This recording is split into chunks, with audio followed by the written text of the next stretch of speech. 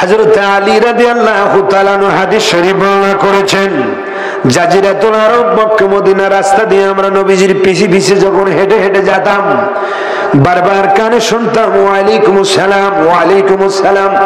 আমরা বলতাম ইয়া রাসূলুল্লাহ, কাউকে তো দেখি না, এত সালামের জবাব আপনি দেন, কে সালাম দেয়? মদিনা রাসূল বলে, সাহাবীরা রে, আমি রাহমাতুল লিল আলামিন নবী যখন রাস্তা দিয়ে যাই, পাথরগুলো আমার সালাম দেয়, হাইওয়ান জীব জানোয়ার গুলো আমার সালাম দেয়, গাছ কীট পতঙ্গ তরুলতা আমার সালাম দেয়। আমি আল্লাহর সৃষ্টি জগতের সালামের জবাব দেই। এই মায়ের নবীর আগে বহু নবী, তার মধ্যে একজন নবী সুলাইমান। আল্লাহ কত সুন্দর করে বললেন, ওয়া হুশিরা লি সুলাইমান জুনুদুহু মিনাল জিন্নি ওয়াল ইনসি ওয়াত তায়রি ফাহুম ইউজাউন। আসসালামু আলাইকুম ওয়া রাহমাতুল্লাহি ওয়া বারাকাতুহু। الصلاة والسلام عليك يا رسول الله، الصلاة والسلام عليك يا حبيب الله، الصلاة والسلام عليك يا شفيع المذنبين، الصلاة والسلام عليك يا رحمة للعالمين. الحمد لله رب العالمين، والعاقبة للمتقين، والصلاة والسلام على رسوله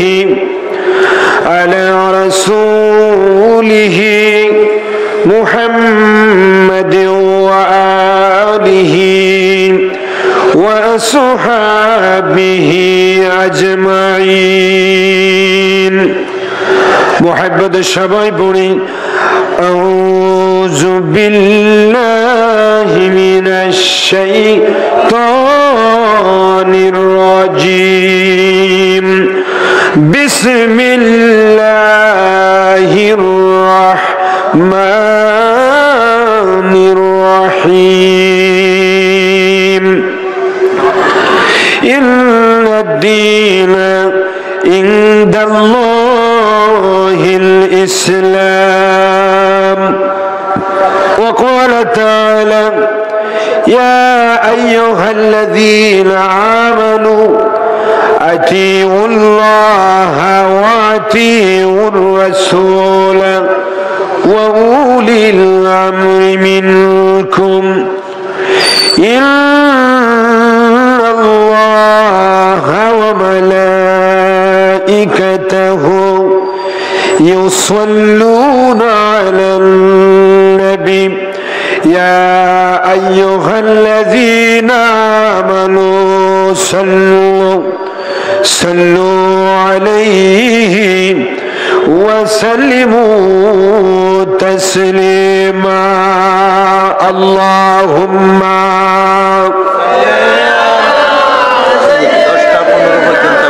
ইনশাআল্লাহ وعلى علي سيدنا. সবার মহব্বতে জোরে জোরে আওয়াজ দিয়ে পড়ে আল্লাহুম্মা সাল্লি সাইয়্যিদিনা মাওলানা মুহাম্মদ ওয়া আলা আলি সাইয়্যিদিনা মাওলানা মুহাম্মদ. যেদিন গেলেন দয়ার নবী ওই যে তাইব ময়দানে, দুষ্ট কাফির মারে পাথর নবীজির বদলে. আল্লাহুম্মা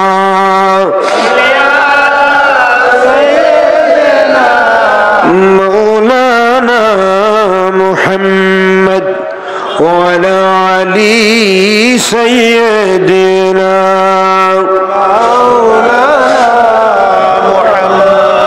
মক্কা নগরী মদিনা শহরে এলো নবী মুস্তাফা ইসলাম প্রচার করে নবীজি শুয়ে আছেন মদিনা আল্লাহুম্মা সাল্লি আলা মাওলানা মুহাম্মদ ওয়া আলা আলি সাইয়্যিদিনা মাওলানা মুহাম্মদ দিবানিশি মন আর দিও না যন্ত্রণা ধনে যদি হইতাম ধনী যাইতাম সোনার মদিনা আল্লাহুম্মা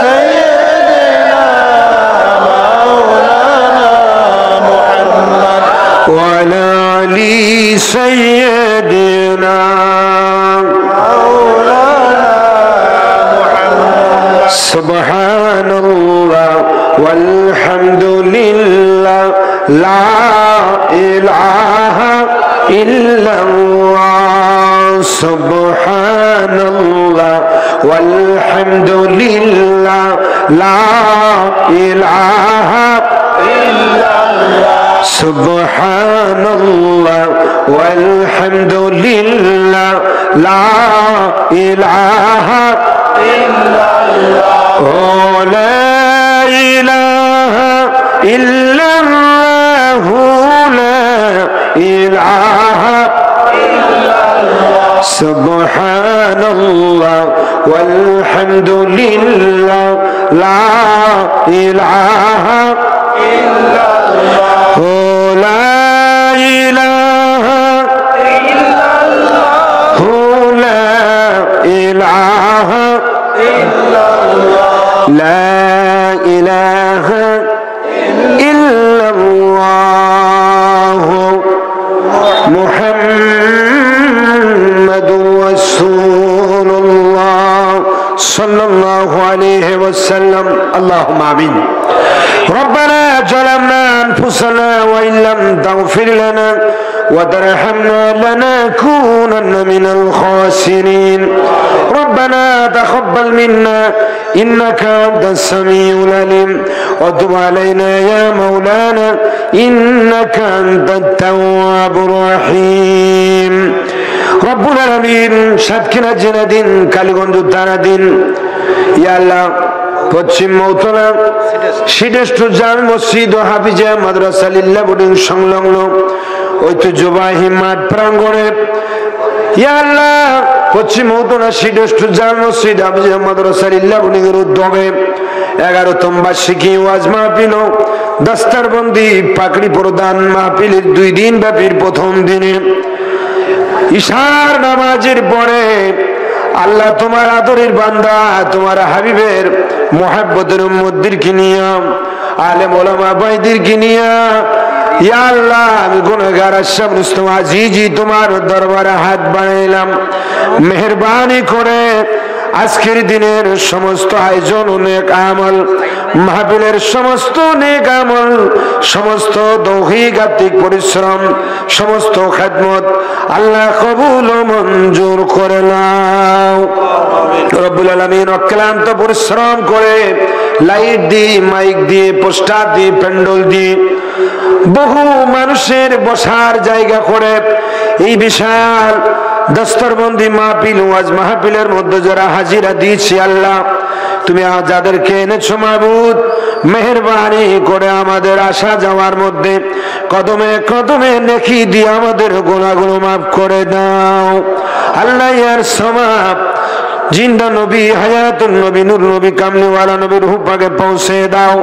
সকল আম্বিয়া কিরাম, সাহাবায়ে কিরাম, শুহাদায়ে কিরাম, তাবিঈন, তাবে তাবিঈন, খুলাফায়ে রাশিদিন, আশারে মুবাশশিরিন, উম্মাহাতুল মুমিনিন, আওলাদ রাসূল পাক, পঞ্জিতান জান্নাতুল বাকি, জান্নাতুল মুআল্লা সহ চার মাযহাবের ইমাম, চার তরিকার সকল আউলিয়া কিরাম সহ তামাম বিশ্বের মাটির নিচে যত মুমিন মুমিনা মুসলিম মুসলিমা ইন্তেকাল করেছে সকলের আরওয়াহ মুবারাকায়ে কবুল করে নাও।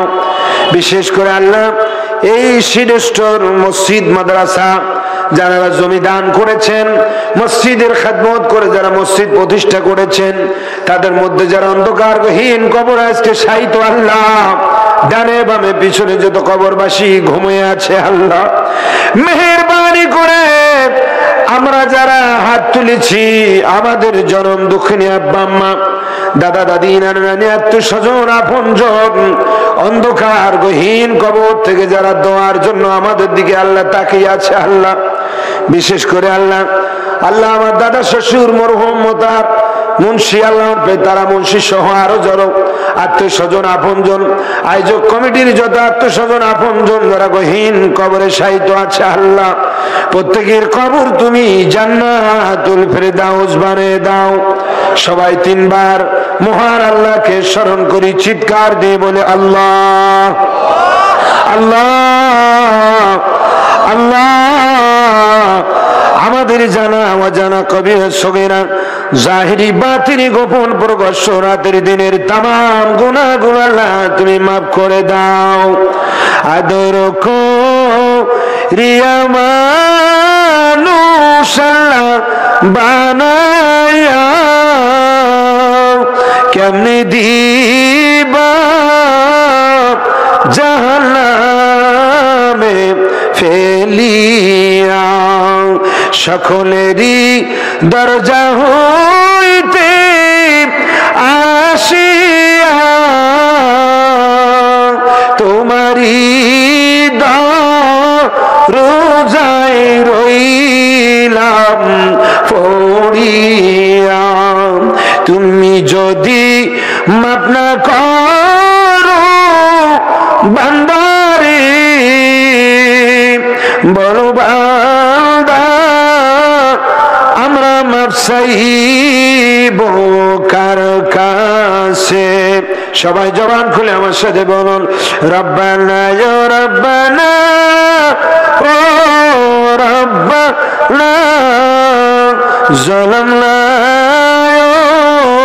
যালামনা যালামনা, কত গুনাহ করিয়াছি রব্বানা মাফ করে দাও মাবুদ আল্লাহ।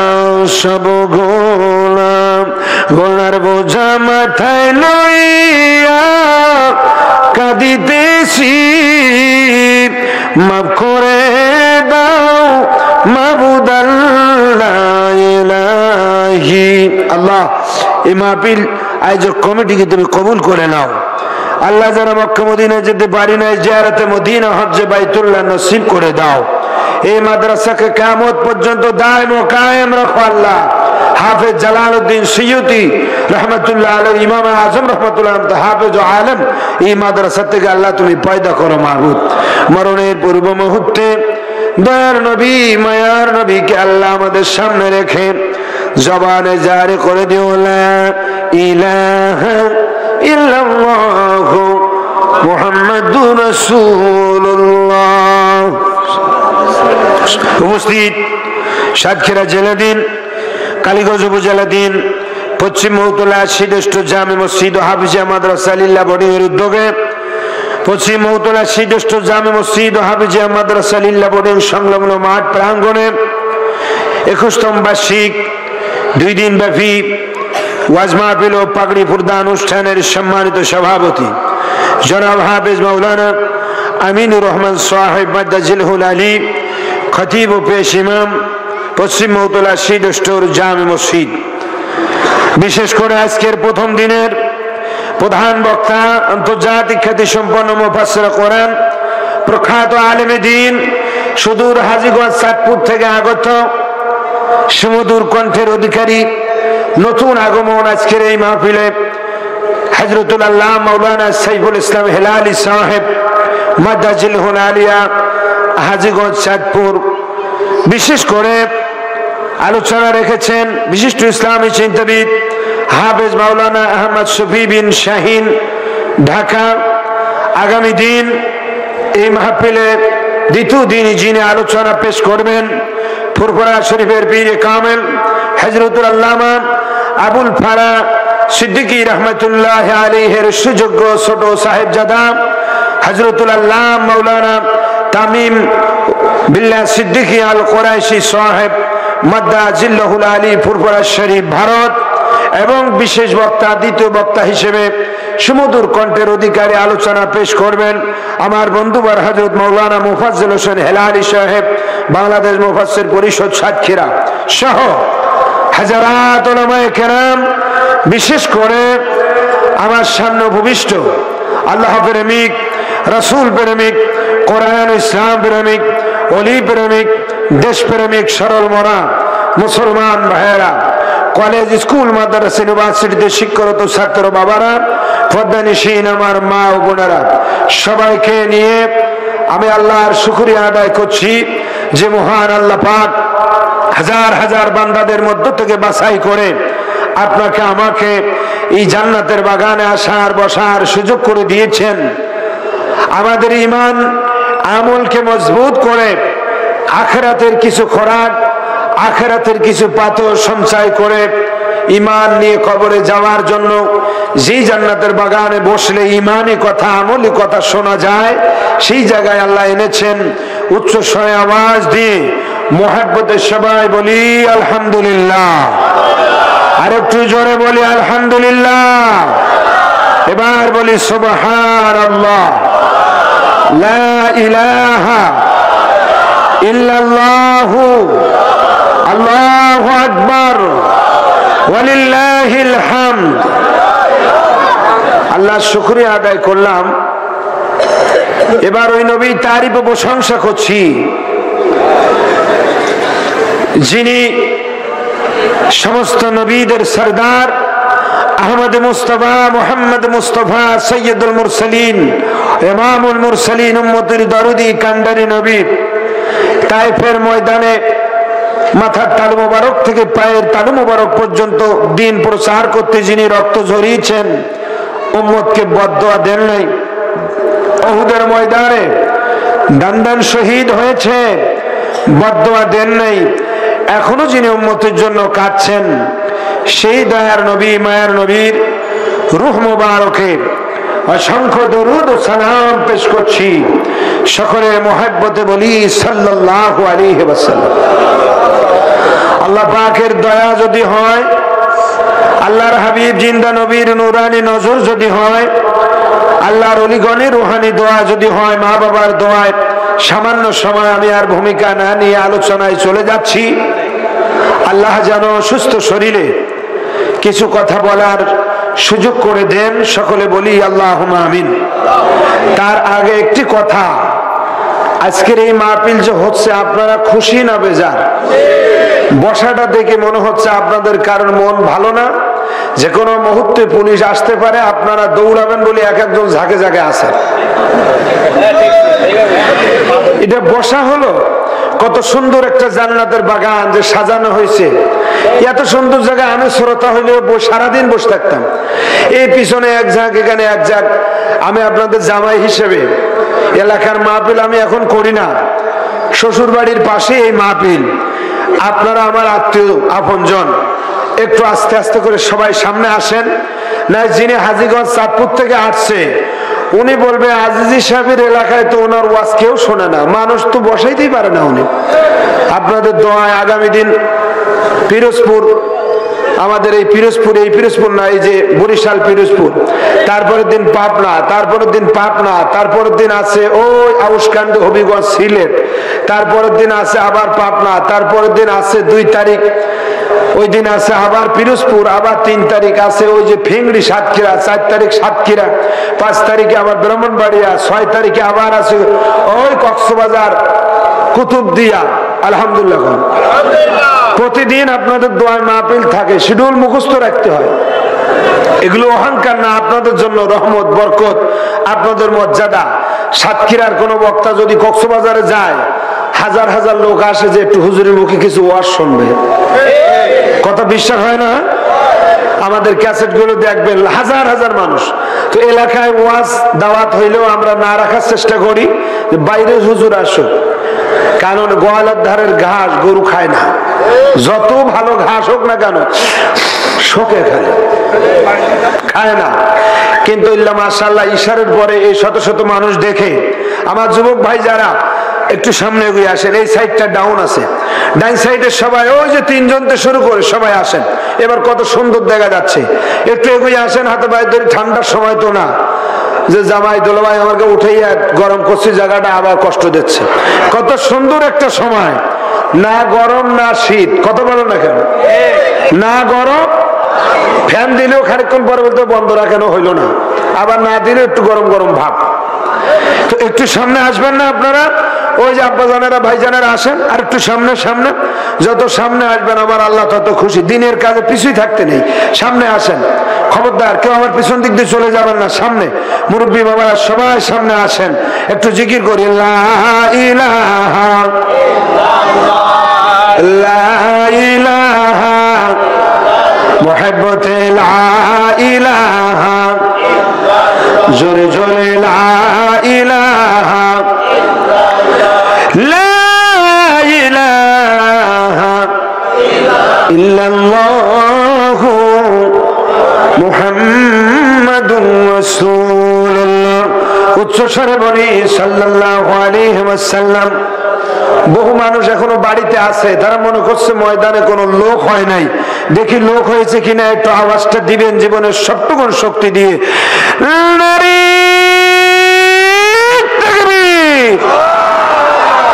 এ তো এই সিদ্ধেশ্বর মসজিদের ওই ধার পর্যন্ত গেছে, আওয়াজ দিতে হবে সোনার মক্কা মদিনা পর্যন্ত, আল্লাহর আরশ আজিম পর্যন্ত পৌঁছে যাবে।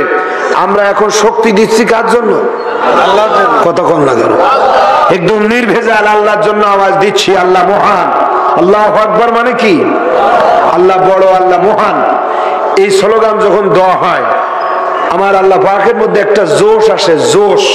ফেরেশতাদের ডাক দিয়ে বলে, হ্যাঁ ফেরেশতারা, সিদ্ধেশ্বর ওই মসজিদের মাহফিলে কারা হাজির হয়েছে তোমরা সাক্ষী থাকো। আমার এমন ভাবে তারা প্রশংসা করছে, তারা গোনা নিয়ে আসছে, আমি তাদের গোনা মাফ করে দিলাম।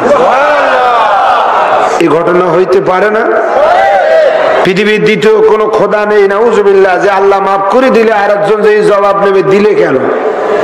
আল্লাহ এক, সুবহানাল্লাহ। তিনি ইচ্ছা করলে আমাদের একজন সব মাফ করে দিতে পারে। কোন গুনাহ আজকে বাড়ি নিয়ে যাওয়া যাবে না। এই পর্যন্ত যা হয়েছে নিয়াত করে আজকের এই মাহফিলে বসে যান, আল্লাহর দয়া যদি হয় হয়তো আমরা নিষ্পাপ হয়ে বাড়ি যেতে পারি। কি বিশ্বাস হয় না?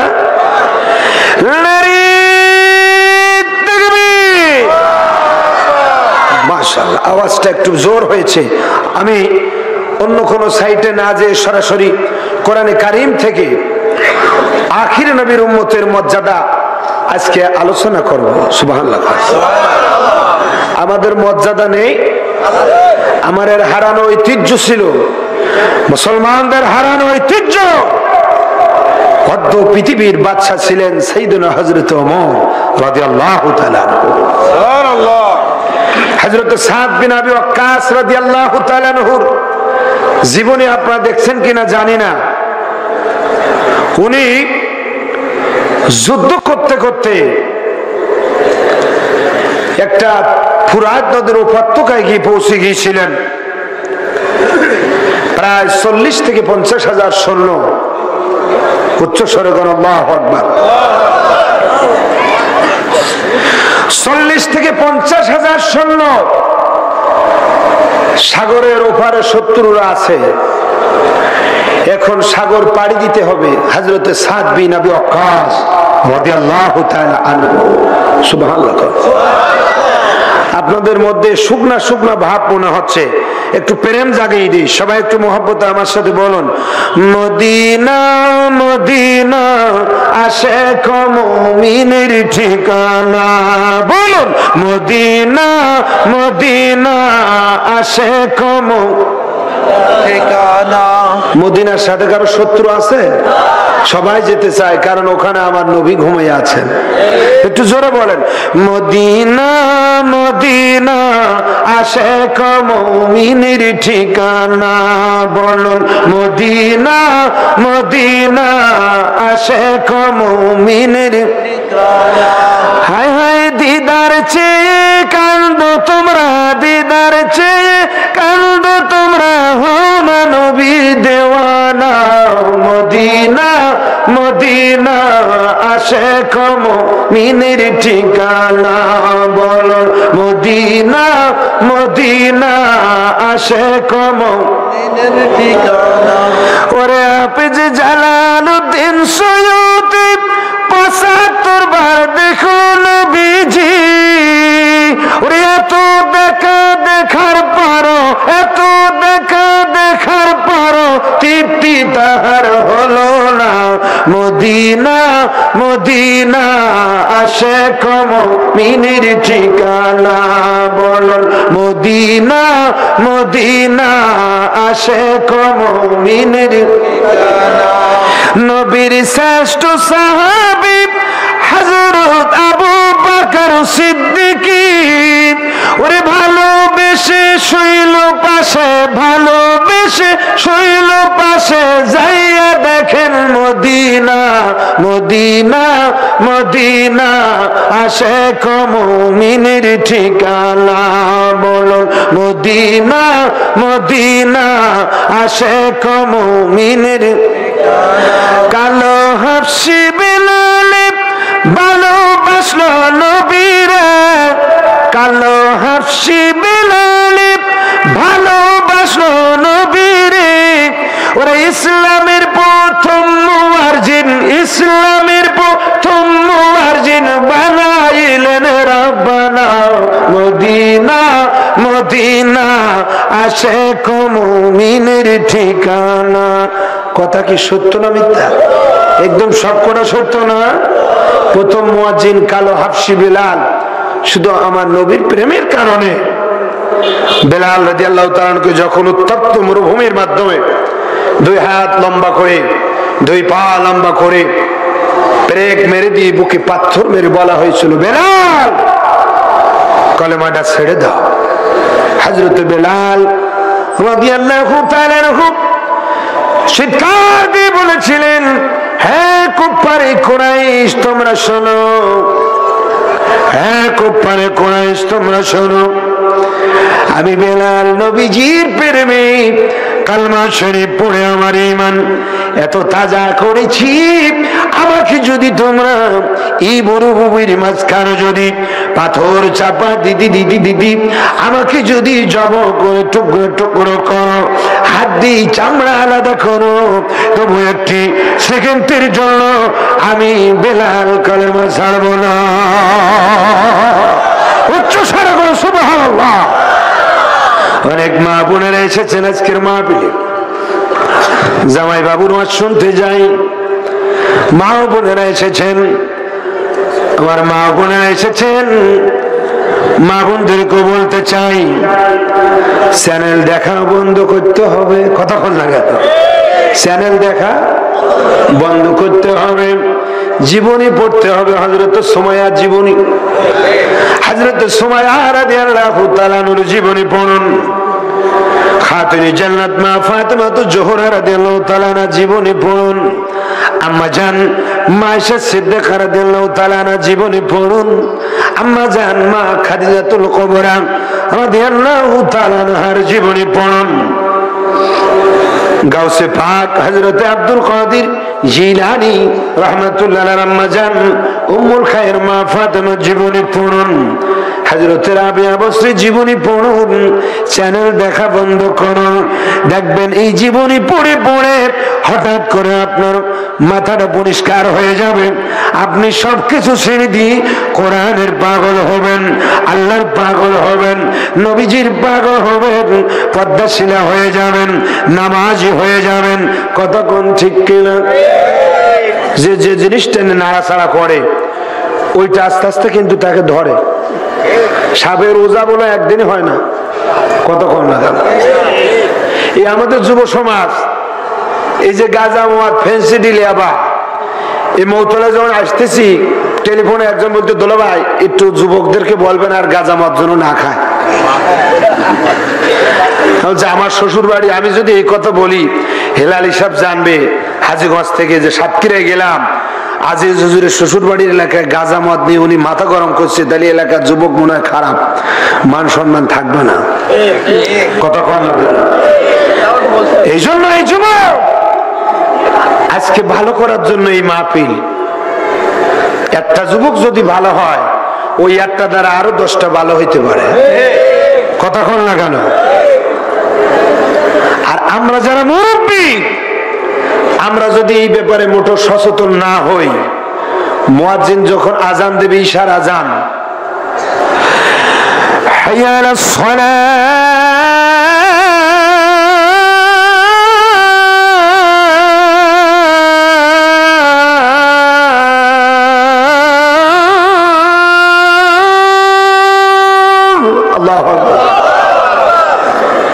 নামাজের দিকে আসুন। হাইয়া আলাস সালাহ শব্দের অর্থ কি? নামাজের দিকে আসুন, নামাজের দিকে আসুন। হাইয়া আলাল ফালাহ, কল্যাণের দিকে আসুন, কল্যাণের দিকে আসুন। আবার ইকামতের সময় মুয়াজ্জিন বলে কদ কামাতিস সালাহ, অবশ্যই নামাজ শুরু হয়ে গেছে, নামাজ শুরু হয়ে গেছে। আবার ভোরবেলা ঘুম থেকে ওঠার জন্য বলে আস-সালাতু খায়রুম মিনান নাওম, ও আল্লাহর পাগলেরা রে ঘুম থেকে নামাজ উত্তম। বলবেন না সুবহানাল্লাহ, আল্লাহু আকবার বল। এই ডাকে যদি সাড়া না দেয়, মুয়াজ্জিন ডাক দিয়েছে কল্যাণের দিকে, না কল্যাণ? কত কল্যাণ। আপনি আমি যখন বিসমিল্লাহি মসজিদের এখানে আল্লাহুম্মা ফতাহলি আবওয়াবা রাহমাতিকা এই দোয়া পড়ে ডাইন পাটা দিয়ে মসজিদে প্রবেশ করতে হবে। কত বলেন না কেন? সবাই কিন্তু পড়ে না, কেউ মোবাইল করতে করতে ঢুকতে দোয়া করে গেছে। আল্লাহ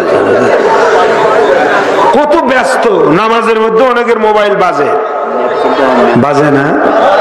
মোবাইল বাজে, কিন্তু আমার আল্লাহ নবী কত সুন্দর দোয়া দিলেন, আল্লাহুম্মা ফতাহলি, হে আল্লাহ তুমি আমার জন্য খুলে দাও আবওয়াবা রাহমাতিকা, তোমার রহমতের দরজা। আমার নবী বলেন শুধু তাই নয়, আল্লাহর পাগলগুলো, নবীর পাগলগুলো যখন সুন্দর করে উজু করে মসজিদের দিকে রওনা দেয়, প্রতিটি কদমে কদমে গুনাহগুলো মাফ হয়ে যায়। শুধু তাই নয়, মসজিদে দোয়া পড়ে যখন প্রবেশ করে আবার আল্লাহ ডাক দিয়ে বলে ফেরেশতাদেরকে, ও জান্নাতে রক্ষণাবেক্ষণকারী ফেরেশতা, তোমরা জেনে রাখো আমার বান্দা এখন দুনিয়ার জান্নাতে প্রবেশ করেছে, সুতরাং আমার আটখানা জান্নাতের নিয়ামতগুলো তরু তাজা সুন্দর করে সাজিয়ে রাখো, না জানি কখন আমার বান্দা জান্নাতে আসবে। সংক্ষিপ্ত কথা হলো, এই জান্নাতে ঢুকলে ওখানে খাদ্য রেডি হয়। দুনিয়ায় আমি কোরআন হাদিস গবেষণা করে 3টা জান্নাতের বিবরণ পালাম, দুটো একদম বিনা পয়সায়, আর একটা একটু টাকা লাগে। কতক্ষণ লাগে? দুনিয়ার সব মসজিদ গুলো হলো জান্নাতের বাগান। আর যেই জায়গায় আপনি আমি বসেছি, নবীজি বলেছেন এটা মাজালিসুর রহমান, এটাও জান্নাতের বাগান, রিয়াজুল জান্নাহ। ওই একটা জান্নাতের ঘর, এটা আবার জান্নাতের বাগান। আর একটা বুখারী শরীফের হাদিস, মা বাইনা কবরি ওয়া মিম্বারি রাওদাতুম মিন রিয়াজিল জান্নাহ। আমার নবীজি বলেন, উম্মত যদি মদিনা আসো, আমার রওজা মুবারক এবং আমি যেখানে খুতবা দিতাম আমার মসজিদ নববীর মিম্বার শরীফ, এর মাঝখানে চৌকো সাদা গালিচা বিছানো ছোট্ট একটা জায়গা, চৌকানা, এই জায়গাটা হলো জান্নাতের বাগান। এই তিন জায়গায় বসার দরকার আছে কিনা? যাদের নসিব ভালো এরা বসতে পারে। মসজিদে সবাই বসতে পারে না, মাহফিলেও সবাই বসতে পারে না, এটা নসিবের ব্যাপার, জান্নাতের বাগান। ঠিক কিনা বলেন আমার ভাইয়েরা? কোন কথা বলতেছিলাম? জান্নাতে খাদ্য পানি রেডি হয়ে যায় এই বাগানে বসলে, তাহলে লাভ না ক্ষতি? আরো জোরে বলুন। বেশি লাভ। মসজিদে যারা প্রবেশ করে আরেকটা লাভ আছে, কিয়ামতের দিন আরশে আজিমের ছায়া ছাড়া কোনো ছায়া থাকবে না। থাকবে না? ছাতা টাতা দুইটা কিনে কবরে নিয়ে যেন ব্যবস্থা আছে। এই আজকে আমার চার শ্বশুরের ঘরে হুজুর এসি লাগাই দেবো না, এসি টেসি দিয়ে না, একটু কষ্ট করে অভ্যাস করি না, কবরে গেলে অবশ্য খাস খারাপ। এসি হুজুর চার শ্বশুর বাড়ি এসি লাগাইছে দোতলার মধ্যে। দুনিয়ায় মানুষ গরম থেকে বাঁচার জন্য কথা বল না কেন? এসি চায়, মসজিদে গেলে এসি চায়। খোদার কসম কবরের এসি হলো 5 ওয়াক্ত নামাজ। কবরের এসি হলো সামনে 30 দিন রমজান শরীফের রোজা। কবরের এসি হলো দুরূদ শরীফ। কবরের এসি হলো আল্লাহ জিকির। কবরের এসি হলো কোরআন শরীফ তেলাওয়াত। কবরের এসি হলো হালাল খাওয়া। কবরের এসি হলো সৎ কাজের আদেশ, অসৎ কাজ থেকে নিষেধ। বিশ্বাস হয় না? সহিহ হাদিস।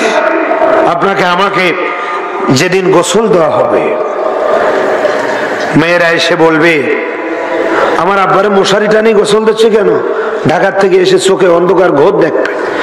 গ্রামের মানুষ বলবে আজকে তোমার আব্বার জীবনের শেষ গোসল। তোমার আব্বা আর গোসল করবে না, এটা তোমার আব্বার জীবনের শেষ গোসল। কিছুক্ষণ আগে তোমার আব্বা ইন্তেকাল হয়ে গেছে। কিছুক্ষণ আগে গত বুধবারে মিডিয়ার মধ্যে দেখেছেন, পুরাতন ঢাকা রাজধানী ছিল চকবাজার। কত কম গর্ভধারিণী মা, পেটের মধ্যে সন্তান আছে, আগুন দাউ দাউ করে জ্বলতেছে, স্বামীরে ডাক দিয়েছে বাচ্চা নিয়ে আমি আগুনের মধ্যে পড়তে পারি, তুমি চলে যাও। স্বামী কয় না না না, আমার বেঁচে থেকে লাভ নাই। সন্তান যদি চলে যায়, বিবি যদি চলে যায়, আমিও আগুনে পড়তে কোনো সমস্যা নাই। মিডিয়াতে লিখছে কত গর্ভধারিণী মা সন্তান সহ স্বামী সহ আগুনের মধ্যে, তারা সেখানে আগুনের মধ্যে জ্বলে জীবনের জীবনে ইন্তেকাল করেছে। কত মানুষ চলে গেল, স্বচক্ষে দেখলাম। এগুলো কিন্তু আমাদের জন্য শিক্ষা। কথা বলা হলো, আল্লাহ পাক সিগন্যাল দিচ্ছে, আমি ওয়াদা দিয়েছিলাম আখিরি নবীর উম্মত। আমি আল্লাহ বলেছিলাম আমার মাহবুব নবীর সম্মানে আমি বড় কোনো গজব দেব না। তারপরেও আল্লাহ পাক যত সুযোগ দিচ্ছে তত সুদখোরের সংখ্যা বাড়ি যাচ্ছে। যত সুযোগ দিচ্ছে ঘুষখোরের সংখ্যা তত বেড়ে যাচ্ছে। যত সুযোগ দিচ্ছে মদ, গাঁজা, ইয়াবা, ফেন্সিডিল, জুয়া, তত চ্যানেল দেখার লোক বেড়ে যাচ্ছে। এই জন্য মাঝে মাঝে একটু সিগন্যাল দিচ্ছে, দেখো আগুনের মধ্যে 300-400 মতো। কতক্ষণ লাগে? তারা কি জানতো আজকে আগুনে পুড়ে আমাদের মরতে হবে? সজাগ হতে হবে। হে যুব সমাজ, এখনো মদের বোতল ছাড়ো, কোরআন শরীফ ধরো, গাঁজা, মদ, পেনশনের ছাড়ো, নামাজ রোজা ধরো, দুরূদ শরীফ পড়ো, রোজা রাখো। খোদার কসম নসিব ভালো হবে। মরণের পরে আমার নবী সাথে নিয়ে জান্নাতে পৌঁছে দেবে। দুই হাত তুলে বলুন ঠিক কিনা? নারে তাকবীর, নারে তাকবীর। আমার ভাইয়েরা, যথেষ্ট পরিমাণ ওয়াজ হচ্ছে, পরিবর্তন খুব কম। আজকে 3 দিন ব্যাপী ওয়াজ হচ্ছে কালীগঞ্জে, কালকেও হয়েছে। কত জায়গায় যে মাহফিল হচ্ছে, কিন্তু মানুষ পরিবর্তন হচ্ছে না। এই পরিবর্তন না হওয়ার একটা কারণ আছে কিনা? কারণ আছে। কারণ লোহা লোহা লোহা আপনারা আমার কাছ দিয়ে যদি কেউ যায়, যে হুজুর এই লোহাটা আমার কালকে একটা দা বানাই দেবেন, আমি যতদিন বাঁচবো ওর দা বানাইতে পারবো না। ওই লোহার পর যদি আপনি 24 বছর বাড়ি মারান জীবনে দা হবে না, ওরে কামারে জাতায় ফেলতে হবে। কতক্ষণ লাগে কামারে জাতায় ফেলে ওরে টানি টানি কামারে ফোড়ে যখন লাল করবে, এরপর লোহার বলবে ছুরি হও, ছুরি হবে, দা হও, দা হবে। ওরে জাতায় না ফেলা পর্যন্ত ভালো হয় না। শুধু লয় বাড়ি দেবেন, কিচ্ছু হবে না। এই জন্য আমি বেশি খুশি হয়েছি, আল্লাহর একজন মহান ওলি আগামীকালকে এই মাহফিলে আগমন করবেন। ওনার আব্বাজানের সাথে ভাড়া সেমলা খানকায় আমার দোয়া করে দিয়েছিলেন প্রায় 13 বছর এই থানা মসজিদে। তখন ওনার আব্বাজান ভাড়া সেমলা খানকায় আসতেন। আল্লামা আবুল ফরাজ সিদ্দিকী আল কুরাইশি, বুড়া মানুষ, এত সুন্দর। উনি ওনার আওলাদ কালকে আসছে।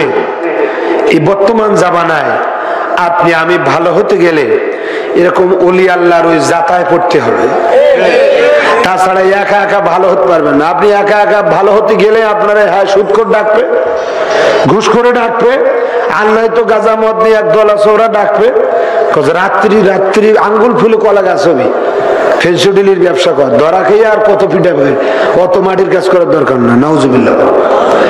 এই সমস্ত খারাপ থেকে আপনাকে আমাকে বাঁচতে হলে আল্লাহ পাকের নির্দেশ, ইয়া আইয়ুহাল্লাযীনা আমানু ইত্তাকুল্লাহ ওয়া কুনু মা'আস সাদিকিন।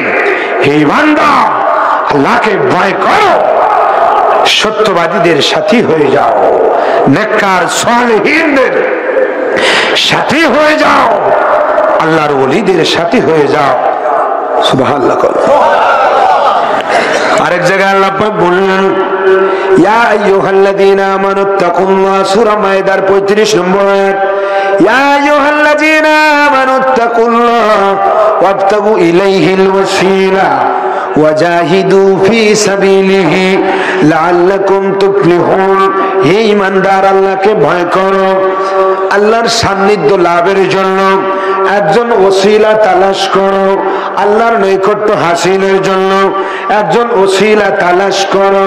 মুফাসসিরিনে কেরাম, বিশেষ করে আল্লামা ইসমাইল হক্কি হুজুর, ওনার বিশ্ববিখ্যাত তাফসীর তাফসীরে রুহুল বায়ানের মধ্যে লেখেন, আল ওয়াসিলাতু ওয়া হিয়া উলামাউল হাকিকা ওয়া মাশায়েখুত তরিকা। বর্তমান জামানা বেলায়েতের যুগ, কোন নবী আগমন করবে না, কারণ এটা আখিরি নবীর যুগ, এটা কিয়ামত পর্যন্ত আমার নবীর যুগ। নবীজির ইন্তেকালের পরে এটা হলো বেলায়েতের যুগ। এই যুগে হাক্কানি ওলি, হাক্কানি আলেম ওলামা, খাঁটি আল্লাহর ওলিরা হলো মানুষদেরকে আল্লাহর রাস্তা দেখিয়ে দেবে। এই ছাড়া আর কোথাও গেলে, সুদখোরের কাছে গেলে আপনারে ভালো কাজের কথা বলবে না, ভালো জায়গায় যেতে হবে। তাছাড়া আপনার আমার সন্তান আমরা কিন্তু বিপদগামী করে ফেলবো যদি একটা ভালো জায়গায় লাইন না লাগাই দেন। এই জাতায় না ফেললে আল্লাহর ওলির জাতা, আল্লাহর ওলির সহমত, এটা আপনার আমার জন্য বিরাট একটা নিয়ামত। এই ফিতনার জামানায় কথা বলেন ঠিক কিনা? জিকির করার তালিম দেবে সকাল সন্ধ্যা, দুরূদ শরীফ পড়ার সবক দেবে, কোরআন শরীফ পড়ার সবক দেবে, হালাল হারাম পরহেজ করে চলার সবক দেবে, স্ত্রী বিবি পর্দার পুশিদায় রাখার সবক দেবে। আল্লাহর ওলিরা এই কথাগুলো বলে যাবে। এই কথাগুলো যদি আপনি আমি ধরে রাখতে পারি, এটাই হবে আমাদের ঈমান নিয়ে যাওয়ার একটা সহজ উপায়। কথা কোন ঠিক কিনা? যে কথা বলতেছিলাম, গভীর মনোযোগ। আল্লাহ পাক সিগন্যাল দিচ্ছেন, মনে আছে কিনা? এতগুলো মানুষ আগুনের মধ্যে পুড়ে গেল, আর আমরা আজকের এখানে সুস্থ শরীরে মাহফিল শুনছি। আহারে, সিগন্যাল দিচ্ছেন, বান্দারে পাপ কাজ ছেড়ে দাও, নামাজ রোজা ধরো, আল্লাহ স্মরণ করো। এই সিগন্যাল আল্লাহ পাক দিয়ে দিলেন বুধবারে। এখনো যদি আমরা ফিরে না আসি, যে কোনো মুহূর্তে আমাদেরও বিপদ আসতে পারে, মৃত্যু আসতে পারে। কথা বলেন ঠিক কিনা? মৃত্যুর আগে প্রস্তুতি নিতে হবে। সেই প্রস্তুতি হবে আপনার আমার জন্য আমালে সালেহা। শুধু ঈমান এনে বসে থাকা যাবে না। কতক্ষণ লাগালো এই ঈমান আনার পরে বসে থাকার দল সবচেয়ে বেশি। কতক্ষণ লাগালো। বহু লোক বলে আমরা ঈমান আনছি, মুসলমান হয়েছি, নামাজ 5 ওয়াক্ত পড়ে না, রমজানের রোজা ঠিক মতো রাখে না, ইসলামের বিধিবিধান ঠিক মতো মান্য করে না, হালাল হারাম পরহেজ করে চলে না, পর্দা পুশিদা রক্ষা করে চলে না। এরকম লোক আছে না? কথা বলেন না কেন? এই দলের লোকই সংখ্যা বেশি। এবং এদের মধ্যে সবচেয়ে যে ওস্তাদ, সে দোকানে পড়ে বলবে আর ওয়াজ শুনে কি হবে, নামাজ রোজা কি হবে, আমি নামাজ ঠিক মতো পড়িনি, ঈমান ঠিক আছে। এদেরও ওস্তাদ গুরু আছে কিছু। এরা গোপগুলো লম্বা করে, দাড়ি রাখে না। এদের ওস্তাদের একটা খাসলাত, গোপ রাখে আর দাড়ি রাখে না, সিগারেট টানে, সার এক হাত দিয়ে খায় আর বলে নামাজ রোজা ঠিক মতো না করলেও বুকে হাত দিয়ে বলতে পারি ঈমানটা ঠিক আছে না? এরম লোক আহারে বুঝবে সেই দিন, যেদিন মিজানের পাল্লা খাড়া হবে, কিয়ামতের দিন। কিয়ামত সম্পর্কে আল্লাহ এই কোরআন শরীফে কত কথা বললেন। বিসমিল্লাহির রাহমানির রহিম। কুল্লু মান আলাইহা ফান ওয়া ইয়াবকা ওয়াজহু রাব্বিকা যুল জালালি ওয়াল ইকরাম। আল্লাহু আকবার। বিসমিল্লাহির রাহমানির রহিম। ইযা السماء انفطرت وإذا الكواكب انتثرت وإذا البحار فجرت وإذا القبور بصرت. الله أكبر. بسم الله الرحمن الرحيم. يوم يفر المرء من أخيه وأمه وأبيه وصاحبته وبنيه.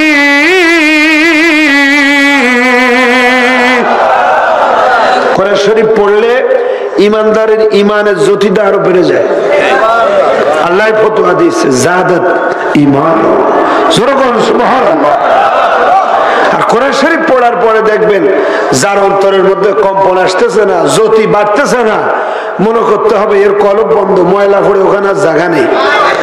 কথা কোন ঠিক কিনা? গভীর মনোযোগ। আমার ভাইরা, যে কথা বলতেছিলাম সূরা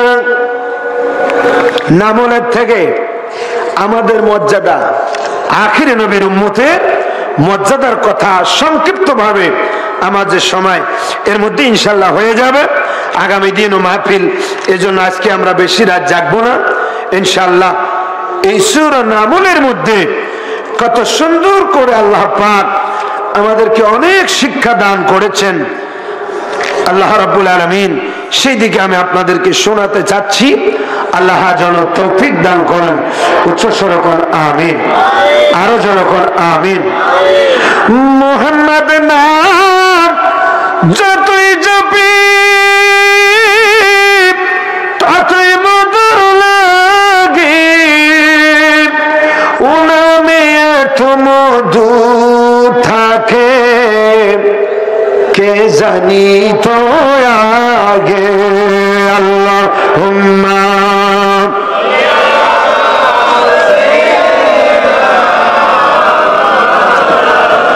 মুহাম্মদ ওয়া আলা আলি সাইয়্যিদিনা।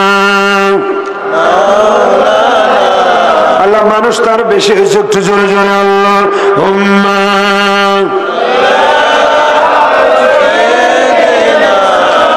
مولانا محمد وعلى آل سيدنا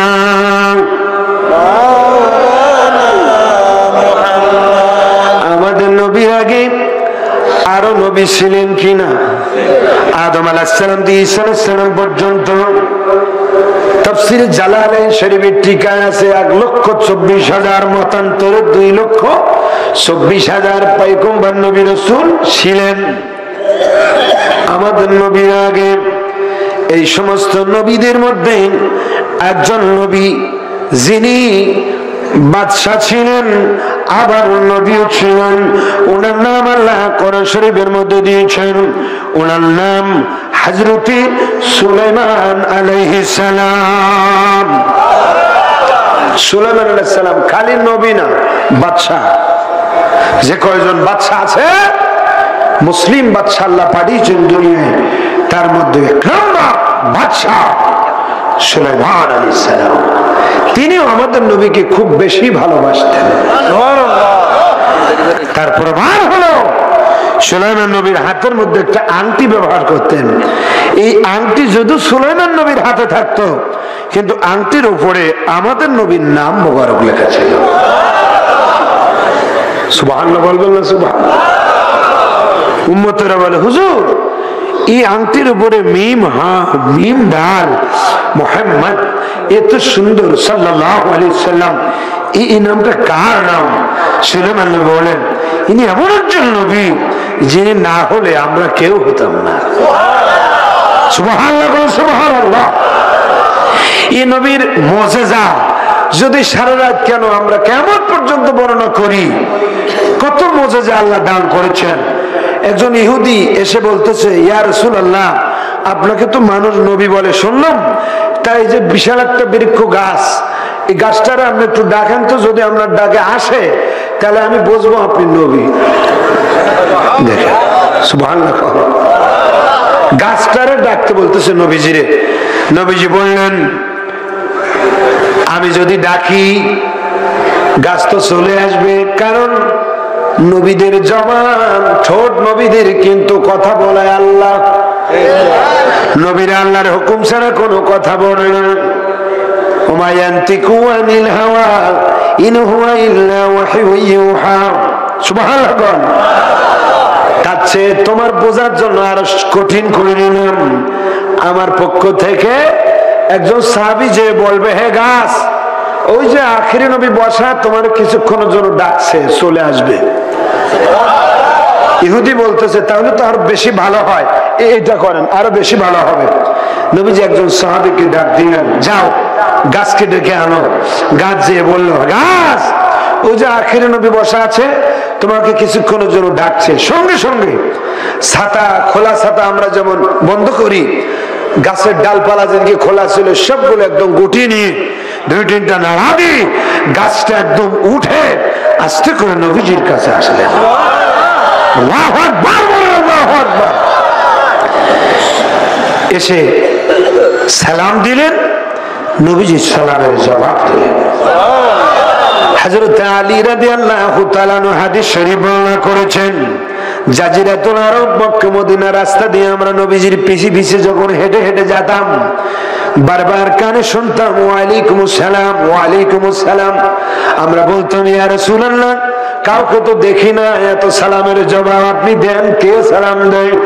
মদিনা রাসূল বলে, সাহাবীরা রে, আমি রাহমাতুল লিল আলামিন নবী যখন রাস্তা দিয়ে যাই, পাথরগুলো আমার সালাম দেয়, হাইওয়ান জীব জানোয়ার গুলো আমার সালাম দেয়, গাছ কীট পতঙ্গ তরুলতা আমার সালাম দেয়, আমি আল্লাহর সৃষ্টি জগতের সালামের জবাব দেই। এই মায়ের নবীর আগে বহু নবী, তার মধ্যে একজন নবী সুলাইমান। আল্লাহ কত সুন্দর করে বললেন, ওয়া হুশিরা লি সুলাইমান জুনুদুহু মিনাল জিন্নি ওয়াল ইনসি ওয়াত তাইরি ফাহুম ইউজাউন। আপনাদের কোনো অসুবিধা তো হচ্ছে না?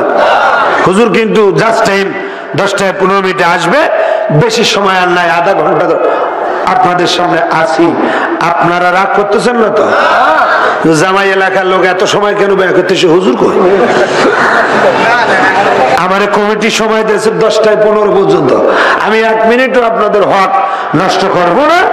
প্রধান বক্তা আলোচনা করবেন নতুন মুখ, তার গুরুত্বপূর্ণ আলোচনা আপনারা শুনবেন ইনশাআল্লাহ। আপনাদের খেদমতে শুধু যে বিষয়টা আখির নবীর উম্মতের মর্যাদা। সুবহানাল্লাহ। আমরা কোন নবীর উম্মত?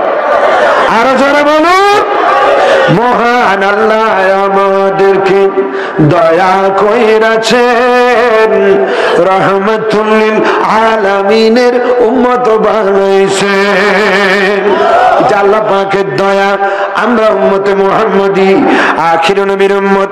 আর আমি বলছি সুলাইমান নবীর কথা, ওয়া হুশিরা লি সুলাইমান জুনুদুহু মিনাল জিন্নি ওয়াল ইনসি ওয়াত তায়রি ফাহুম ইউজাউন। এখানে জিন জাতি, জিন্নি ওয়াল ইনসি, এই দুইটা জাতি সহ আল্লাহর প্রত্যেকটি সৃষ্টির নেতৃত্ব ক্ষমতা আল্লাহ পাক হযরত সুলাইমান আলাইহিস সালামকে দিয়েছিলেন। খুব সংক্ষিপ্ত কথা, সুলাইমান আলাইহিস সালাম সফরে বাইর হচ্ছেন, কালেমার দাওয়াত দিবে, লা ইলাহা ইল্লাল্লাহ সুবহানাল্লাহ।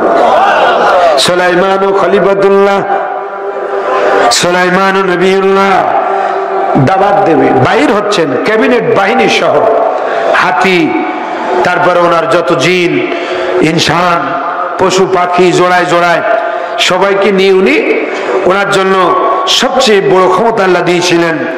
বাতাস ছিল ওনার জন্য বিমান, বাতাসকে বলবে দাঁড়াও, নিয়ে চলো, বাতাস নিয়ে যাবে। ক্যাবিনেট বাহিনী নিয়ে রওনা দিলেন, পায়ে হেঁটে সুলাইমান নবী যাচ্ছেন, পায়ে হেঁটে আজকে সফর, হাতিগুলো আছে। এই ঘটনা তাফসীর আমার সামনে আছে, তাফসীরের মধ্যে দেখলাম সালাসাতু আময়ালিন, 3 মাইল দূরে। কয় মাইল বললাম? বাংলাদেশের মাইল ধরলাম, 3 মাইল সমান 4.5 কিলোমিটার। 3 কিলোমিটারে 2 মাইল, এটা হিসেব করলে আমাদের ভাষায় তাফসীর লিখছে সালাসাতু আময়ালিন। তাফসীরে বাইজাবিতে লিখছেন আল্লামা নাসিরউদ্দিন বাইজাবি রহমাতুল্লাহ আলাইহি, সালাসাতু আময়ালিন, 3 মাইল দূরে একটা নেত্রী পিপিলিকা, পিপিলিকার মধ্যে একটা মহিলা পিপিলিকা নেত্রী, তার কথা আল্লাহ কোরআনে বলেছেন। আর তাফসীরের মধ্যে আছে ওয়াহিয়া তাখিয়া, ওই নেত্রী পিপিলিকার নাম তাখিয়া, তার কথা আল্লাহ বললেন। ওই পিপিলিকার কত ক্ষমতা, ওই নেত্রী পিপিলিকার ডাক দিচ্ছেন, ক্বালাত নামলাতুন ইয়া আইয়ুহান নামলু দুখুলু মাসাকিনাকুম লা ইয়াহতিমান্নাকুম সুলাইমান ওয়া জুনুদুহু ওয়া হুম লা ইয়াশউরুন। নেত্রী বলতেছে, ইয়া আইয়ুহান নামলু, হে আমার দলবল, পিপিলিকার দলবল। পিপিলিকা আমরা সবাই দেখছি না, দেখবেন দলে দলে চলে, আবার 2টা উল্টো আসে, এগুলো মন্ত্রী মিনিস্টার। 2টা পিপিলিকা দেখবেন দ্রুত গতিতে উল্টো আসতেছে, চাইতে চাইতে পিছনে, এগুলো মন্ত্রী মিনিস্টার। পিছনে সবাই ঠিকঠাক মতো আছে কিনা দেখার জন্য আসে, লাইন দেখার জন্য। এর থেকে শিক্ষা নেওয়া দরকার। কোরআনে আল্লাহ পিপিলিকার কথা কেন বললেন? এদের মধ্যে একটা চলাফেরার একটা আদব লিহাজ আছে, কথা কোন রকম।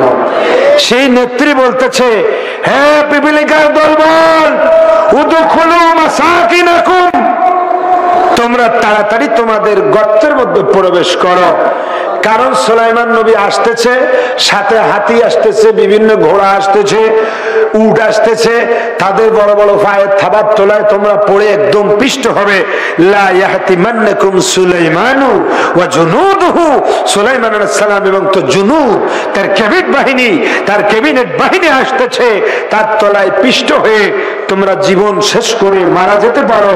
সুতরাং আমি তোমাদের নেত্রী হয়ে আমি নির্দেশ দিচ্ছি, তোমরা গর্তের মধ্যে নিরাপদ স্থানে যাও। যেরকম সুবহানাল্লাহ।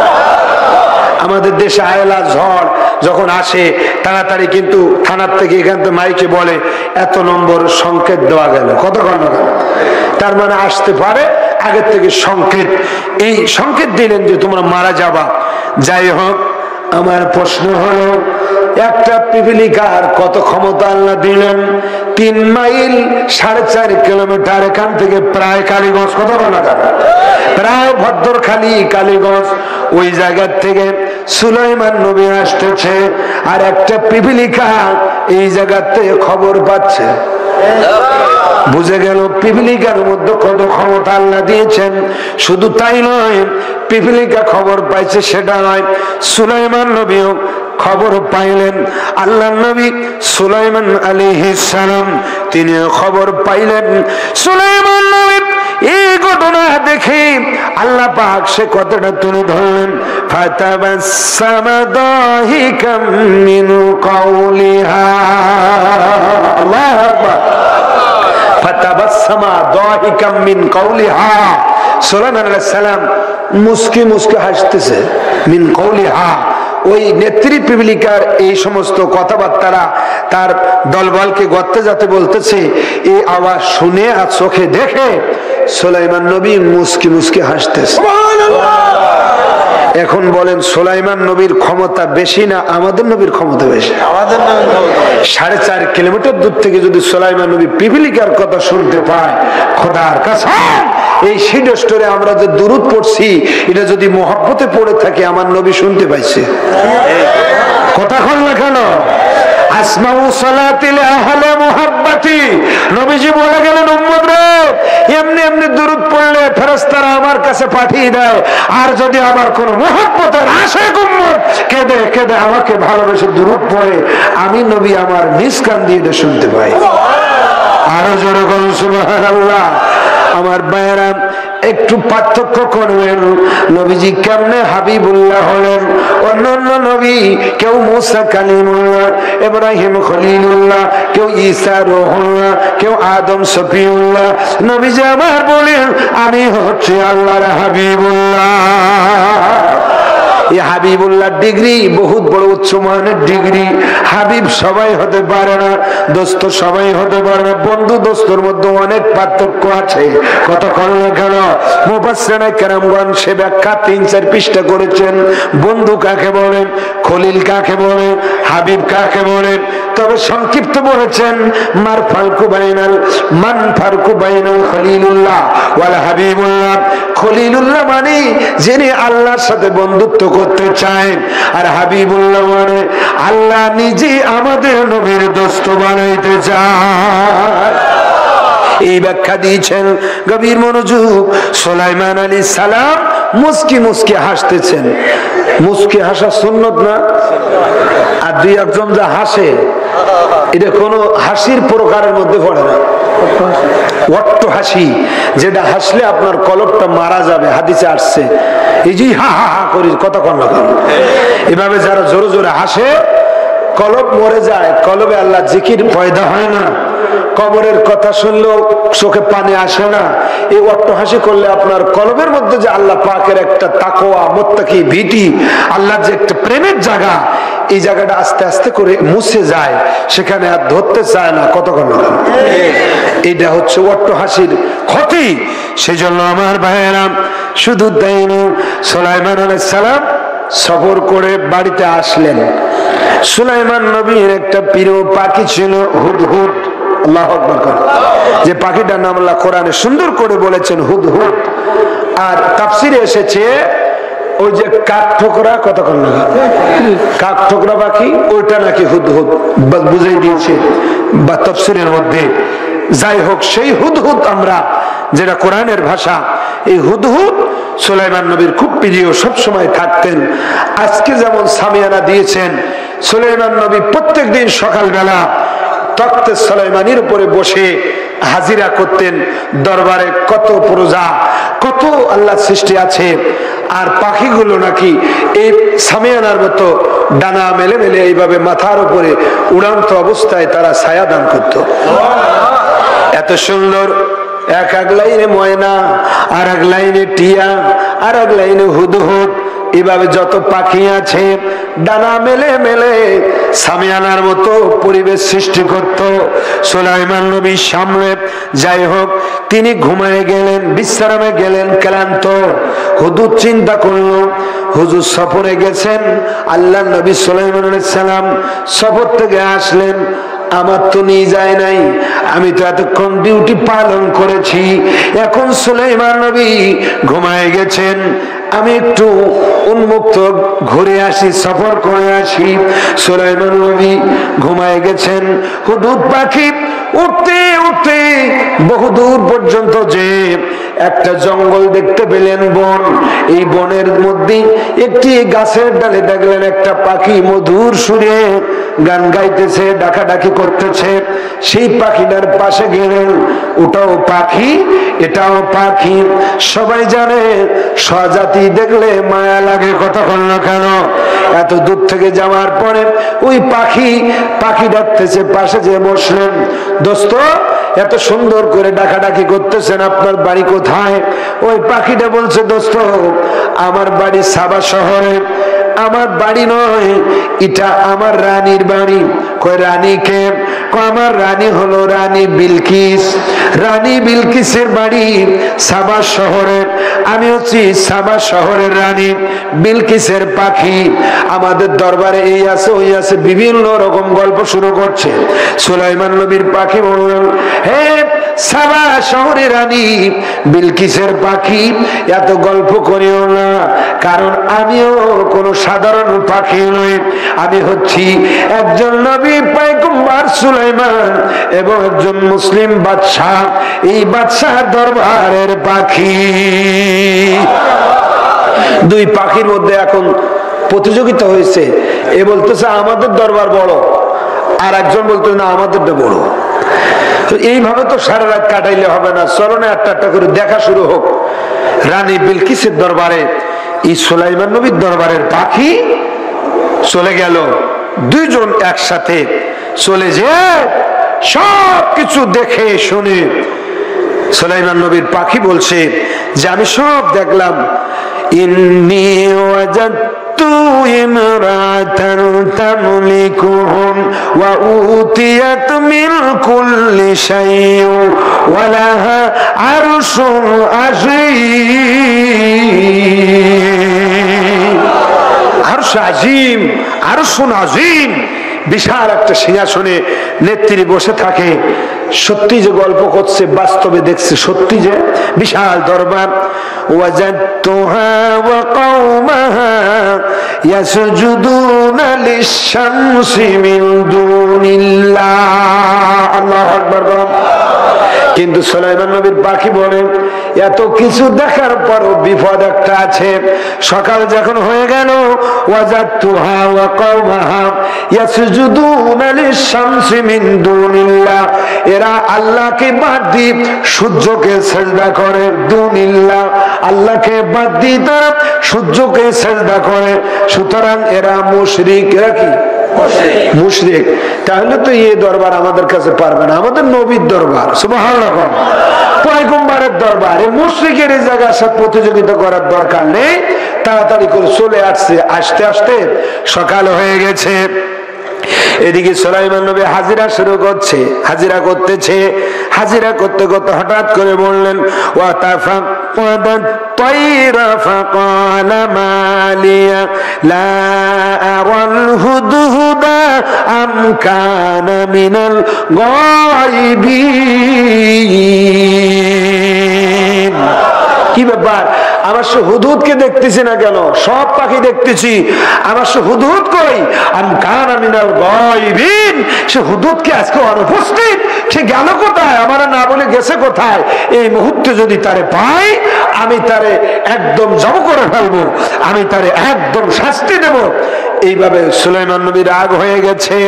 হঠাৎ করে বললেন, লাউআযিবান্না আযাবান শাদীদা, এই মুহূর্তে পাইলে অবশ্যই অবশ্যই আযাবান শাদীদা, কঠিন শাস্তি দেব। আওলা আযবাহান্নাহু, অথবা একদম জব করে ফেলবো। রাগি গেছে সুলাইমান নবী, পাশে পায় নাই। হঠাৎ করে হুদহুদ উড়াল দিয়ে সে তার জায়গায় যখন দাঁড়িয়ে গেছে, আশেপাশের পাখিরা বলছে, কোথায় গিয়েছিলে? কিছুক্ষণ আগে বলছে তোমার কঠিন শাস্তি দেবে, আর নয় জব করে দেবে। রাগ হয়ে গেছে। আচ্ছা ঠিক আছে, তোমরা চুপ করো, রাগ কেমনে মেটাইতে আমার জানা আছে। সুবহানাল্লাহ। এত বছর খেদমত করছি, দেখো কি করি। হুট করে উড়াল দিয়ে এসে দুই ডানার ভিতর থেকে একটা সিটি টেবিলের উপরে দিয়ে সোজা আবার ওই জায়গায় যাচ্ছে। সুলাইমান বলে, দাঁড়াও, কোথায় গিয়েছিলে তুমি? হুজুর হুজুর কোথায় গিয়েছিলাম? ওই সিটির মধ্যে লেখা আছে। সুবহানাল্লাহ। সুলাইমান নবী দেখলেন সত্যি বহুদূর গিয়েছিল, সাবা শহর। হ্যাঁ হুদুদ, সেখানে কি দেখেছ? হুদুদ বলল, ইয়া নবী আল্লাহ, আমি সেখানে বিশাল বড় সিংহাসন দেখেছি। বিশাল বড় সিংহাসন দেখার পরেও আমি যখন লাস্টে ফিরে আসলাম, ওই সময় আসার সময় আমার সবচেয়ে খারাপ লেগেছে, আমি দেখেছি ওয়াজাদতুহা ওয়া কওমাহা ইয়াসজুদুনা লিশ-শামসি মিন দুনিল্লাহ। তারা আল্লাহকে সেজদা না দিয়ে সকালবেলা সূর্য ওঠার সাথে সাথে সূর্যের দিকে সেজদা নেয়। ওরা মুশরিক, ওরা মুশরিক। তুমি যা বলতেছো সব ঠিক? বলে হ্যাঁ, আমি সচক্ষে দেখে আসছি। সুলাইমান নবী বলেন, তোমার কথা যদি সব সত্যি হয়ে যায় তাহলে তুমি তাড়াতাড়ি রেডি হয়ে যাও।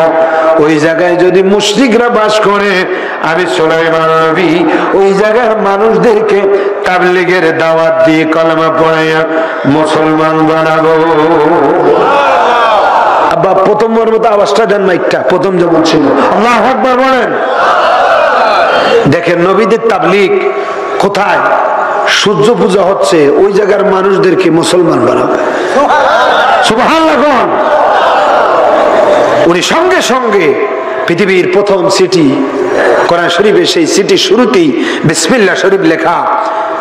বিসমিল্লাহ শরীফ সিটির উপরে লিখতে হয়। এটা বাদশারা কার কাছ থেকে শিখছে? এটার ওস্তাদ হচ্ছে হযরত সুলাইমান আলাইহিস সালাম। উনি সিটি লিখতেছেন, আর ওদিকে হুদুদকে বললো তাড়াতাড়ি খানা খেয়ে রেডি হও। হুদুদ কিছু খেয়ে বলছে, হুজুর রেডি আছি, তবে সত্য একটা, সেটা হলো আমার যদি এই দায়িত্ব পালন করে আসতে দেরি হয়, আপনি হাজিরাটা আগে করে দেবেন, সবার সামনে আমার নাম ধরে ডেকে বা অপমান করবেন, কারণ দেরি হতে পারে। কথা কর না, হুদুদ হুদুদ বলে চিৎকার দেবেন, আর আমি আসার পরে আমার ভয় ঢুকিয়ে দেবে অন্য পাখিরা। আপনি হাজিরা আগে করে দেবেন, আপনার স্মরণে থাকবে যে আমি আপনার কাজে চলে গেছে। হ্যাঁ ঠিক আছে, গতকালকে এটা করলে তো আর এটা হতো না। কথা বলে থাকে না। গাভীর মনোযোগ। হুদহুদ রেডি হল।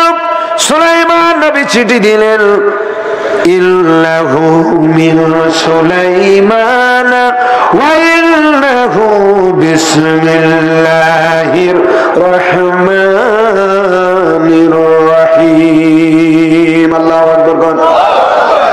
এটার এমসিকিউ প্রশ্নের মধ্যে পড়ে, কোন সূরার মধ্যে বিসমিল্লাহ শরীফ দুইবার? ওই সূরাটার নাম হলো সূরাতুন নামল। সুবহানাল্লাহ। শুরুতে একবার বিসমিল্লাহ, আর এই সিটি লিখলেন ওখানে আয়াতে কারিমার মধ্যে আরেকবার বিসমিল্লাহ শরীফ।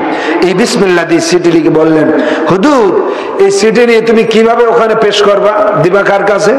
হুজুর আমি রাস্তাঘাট সব দেখে আসছি, সবাই রাতের বেলায় নেত্রী রানী বিলকিসকে নিয়ে যেভাবে পাহারা দেয়, সামনের দরজা দিয়ে কোনো মানুষ ঢোকা সম্ভব নয়। সুতরাং আমি রানী বিলকিসের খাস কামরা সিংহাসনও দেখছি, জানালা খোলা থাকে, ওই জানালা দিয়ে আস্তে করে ঘুমান্ত হাতের মধ্যে আমি চিঠিখানা দেব। সকাল যখন হবে ফজরের আজানের সময়, ওই সময় আমি গাছের ডালে বসে থাকবো, যে চিঠি পেয়ে উনি কি মন্তব্য পেশ করছে, এই মন্তব্যটা নিয়ে আমি তাড়াতাড়ি আপনাকে জানিয়ে দেব। এই জন্য তোর রাখছি, তোর মাথায় বুদ্ধি আছে। কত কথা কেন? সুন্দর সিস্টেম। যা চলে যা। চলে গেলেন সোজা সাবা শহর। রানী বিলকিস ঘুমাচ্ছে। র্যাব বাহিনী, পুলিশ বাহিনী, সেনাবাহিনী, বিমান বাহিনী সব রেডি। কোন শত্রু খাস কামরায় যাবে না। ঠিক ঘুমান্ত তাহাজ্জুদের পরে ফজরের কিছুক্ষণ আগে, সবে সাদেকের আগে চিঠিখানা রানী বিলকিসের ঘুমান্ত হাতের মধ্যে দিয়ে বাস গাছের ডালে চুপচাপ মতো বসে আছে। পূর্ব আকাশ ফর্সা হইল। সুবহানাল্লাহ। রানী বিলকিস এত বড় নেত্রী, ওয়ালাহার সোনাজিম, আল্লাহ তার সিংহাসনের কথা বলেছেন, কত বড় সিংহাসন এসে বসতো। যখন ঘুম থেকে উঠে দেখে খামের মধ্যে সুন্দর করে একটা চিঠি। কিরে তাড়াতাড়ি কলিং বেল রেড সিগন্যাল চাপ দিয়েছে, সমস্ত বাহিনী অস্ত্র নিয়ে হাজির। নেত্রীর কি হয়েছে না জানি, কি খবর? কিছুই হয় নাই। দুঃখের বিষয় হলো এত বড় চিঠি আমার ঘরে কে দিয়ে গেল, তোমরা আমার এত সজাগ করে বলো নাই। আসলে কি তোমরা আজকে ডিউটি পালন করছো না ঘুমাইছিলে? সত্য কথা বলো। সব বাহিনীরা বলে আমরা অবশ্যই ডিউটি পালন করেছি, কেউ ঘুমাই নাই। কই এত বড় চিঠি তাহলে কেমনে আসলো? কই কোন মানুষ তো সামনে দিয়ে যাইতে দেখি নাই। সব সত্য ঘটনা না? কিন্তু চিঠি কিভাবে আসলো? ঠিক আছে, যেমনে আসে আসুক, চিঠি আমি পরে দেখলাম চিঠিখানা যিনি আমার বরাবর পাঠিয়ে দিয়েছেন প্রেরক, তার নাম হযরত সুলাইমান আলাইহিস সালাম। উনি লিখেছেন আমরা নাকি সূর্য পূজা করি, আমরা মুশরিক, আমরা সূর্য পূজারী। সুতরাং এই চিঠির মধ্যে উনি আমাদেরকে কালেমা শরীফের দাওয়াত দিয়েছে। কলমা পড়তে হবে। তোমরা বলো কি সূর্য পূজা আর করবা না কলমা পড়বা? র‍্যাব বাহিনী, পুলিশ বাহিনী বলতেছে আপনি চিঠি আবার দরকার হলে পড়েন, পড়ে দেখেন যে চিঠি যিনি পাঠাইছে উনি কি শুধু নবী না শুধু বাদশাহ। যদি শুধু বাদশাহ হয় তাহলে আমরা যুদ্ধ করব, সহজে কলমা পড়বো না। আর যদি নবী আবার বাদশাহ ডিগ্রি যদি দুটো হয় তাহলে আর উপায় নেই, যুদ্ধ করে কোনো লাভ নেই, কারণ আমরাও পারবো না। সুবহানাল্লাহ বলবেন না? ডিগ্রি কয়টা? দুইটা। যদি শুধু বাদশাহ হয় তাহলে ফাইটিং করব, আর যদি বাদশাহ হয় আবার নবী হয় তাহলে যুদ্ধ করে লাভ নাই, আমরা হারিয়ে যাব, এতে কোনো সন্দেহ নেই। নবীদের কাছে যুদ্ধ করে কচ্ছিন কালো জেতা। সেই 624 খ্রিস্টাব্দ বদরের যুদ্ধ হয়েছে। কথা বলেন না কেন? আমাদের নবী বদরের যুদ্ধ হচ্ছে 80 মাইল দক্ষিণ পশ্চিমে মদিনা। মুআজ আর মুআব্বিস 6 আর 8 বছরের দুইটা বালক এই বৃদ্ধ আঙ্গুলের উপর ভর দিয়ে দাঁড়াচ্ছে। নবীজি হযরত আব্দুর রহমান ইবনে আউফকে ডাক দিলেন, দেখেন তো এরা উঁচু হয় কেন? হযরত আব্দুর রহমান ইবনে আউফ বলছে, হুজুর ওরা আসলে বয়সে 6-8 বছর, ওরা একটু যুদ্ধে যাবে। আপনি বাছাই করতেছেন বড় বড় দেখে, ওরা লম্বা হয়ে দাঁড়াচ্ছে, ওই গন্তির মধ্যে যেন ওর গাও আপনি নেন। দেখেন 6 বছরের বালক, আমার এই ছেলের চেয়ে 1 বছর বড়, তারাও কত বড় ইসলামের প্রতি দরদ ছিল। কারবালার যুদ্ধে ইমাম মুসলিম যখন গিয়েছিলেন তখন ওনার 2 কলিজার টুকরা 6-8 বছরের মোহাম্মদ ইমাম ইব্রাহিম ইমাম মোহাম্মদ গিয়েছিলেন। আর আজকে আমাদের যুবকদের অবস্থা দেখেন, এই দুইটা বালক মুআজ আর মুআব্বিস, নবীজি বললেন তোমরা কুস্তি করো, দেখে কুস্তিও করতে পারে। বাছাই করলেন, যাও। খুব সংক্ষিপ্ত ভাবে বদরের ময়দানে আমার নবী হাজির। কাফেররা যদিও 1000, কিন্তু প্রত্যেকটা শয়তান কাফেরদের সূরাত নকল করে আরেকজন করে পাশে দাঁড়িয়ে হয়ে গেছে 2000। কয় হাজার? আবু জেহেলের চেহারা আরেক শয়তান নকল করে, চেহারা আবু জেহেল হয়েছে 2টো। শয়তান শুধু নবীজির চেহারা ছাড়া সবার চেহারা নকল করতে পারে না। এই চেহারা নকল করে কাফেরদের সংখ্যা বাড়িয়ে দিচ্ছে। আবার যুদ্ধের আগে প্রচন্ড তীব্র তাপ, সূর্য এইভাবে আলো দিচ্ছে, আবার সূর্যের কিরণ সাহাবীদের চোখে লাগতেছে, শত্রু একটাও দেখা যাচ্ছে না, আবার সংখ্যায় বেশি। আবার তারা আগে ভাগে যে যুদ্ধ জায়গা উঁচু, ওই জায়গা শক্ত উঁচু, ওই জায়গাটা দখল করছে। নবীজির জায়গা ছাড়ছে নরম, এই জায়গায় যে নবীজি তাবু গাড়ছেন।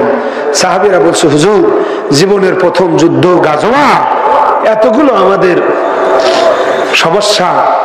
আল্লাহর নবী দুজাহানের বাদশা নবী সঙ্গে সঙ্গে তাবুর মধ্যে যে সেজদায় পড়ে আল্লাহকে ডাকলেন, আমার দয়াল আল্লাহ, ও আমার মাবুদ আল্লাহ। সঙ্গে সঙ্গে আমার আল্লাহ নবীর ডাকে সাড়া দিলেন। আল্লাহু আকবার। আমার সাহাবীরা বলছে নরম জায়গা, তারা নেছে উঁচু জায়গা। সাহাবীদের মধ্যে দেখছি সূর্যের কিরণ তারা দেখতে পায় না, আবার দেখতেছি প্রচন্ড তাপ, আবার দেখতেছি তারা শয়তান এসে আর একজন সুরত ধারণ করে সংখ্যা বেড়ে গেছে। এইভাবে আল্লাহর সাথে যখন সিজদায় পড়ে কাঁদলে, আমার আল্লাহ ডাক দিয়ে বলে, বন্ধু যুদ্ধের ময়দানে আমি আপনাকে আনছি, যা করার দরকার আমি আল্লাহ করে দেব। দেখেন, খাঁটি ঈমান থাকলে সাহায্য আসবে কার পক্ষ থেকে? আল্লাহর পক্ষ থেকে।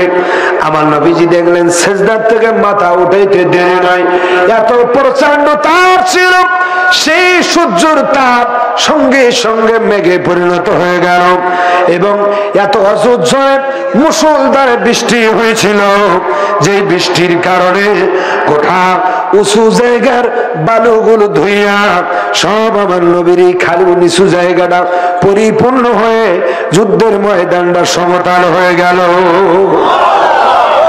সমস্যা দুটো দূর হলো, কয়টা? দুটো দূর হইল। একটা হইল সূর্যের তাপ নাই, আর একটা হলো মাঠ সমান। এখন শত্রু বেশি। আমার আল্লাহ বলে, বন্ধু ফাইটিং শুরু করে দেন, আকাশ থেকে ধাপে ধাপে ফেরেশতা নাজিল হবে। আল্লাহর কোরআন শরীফ, আল্লাহু আকবার বলেন। ফাইটিং শুরু করেন, জায়গা মতো ফেরেশতা যাবেন। যুদ্ধ শুরু হলো।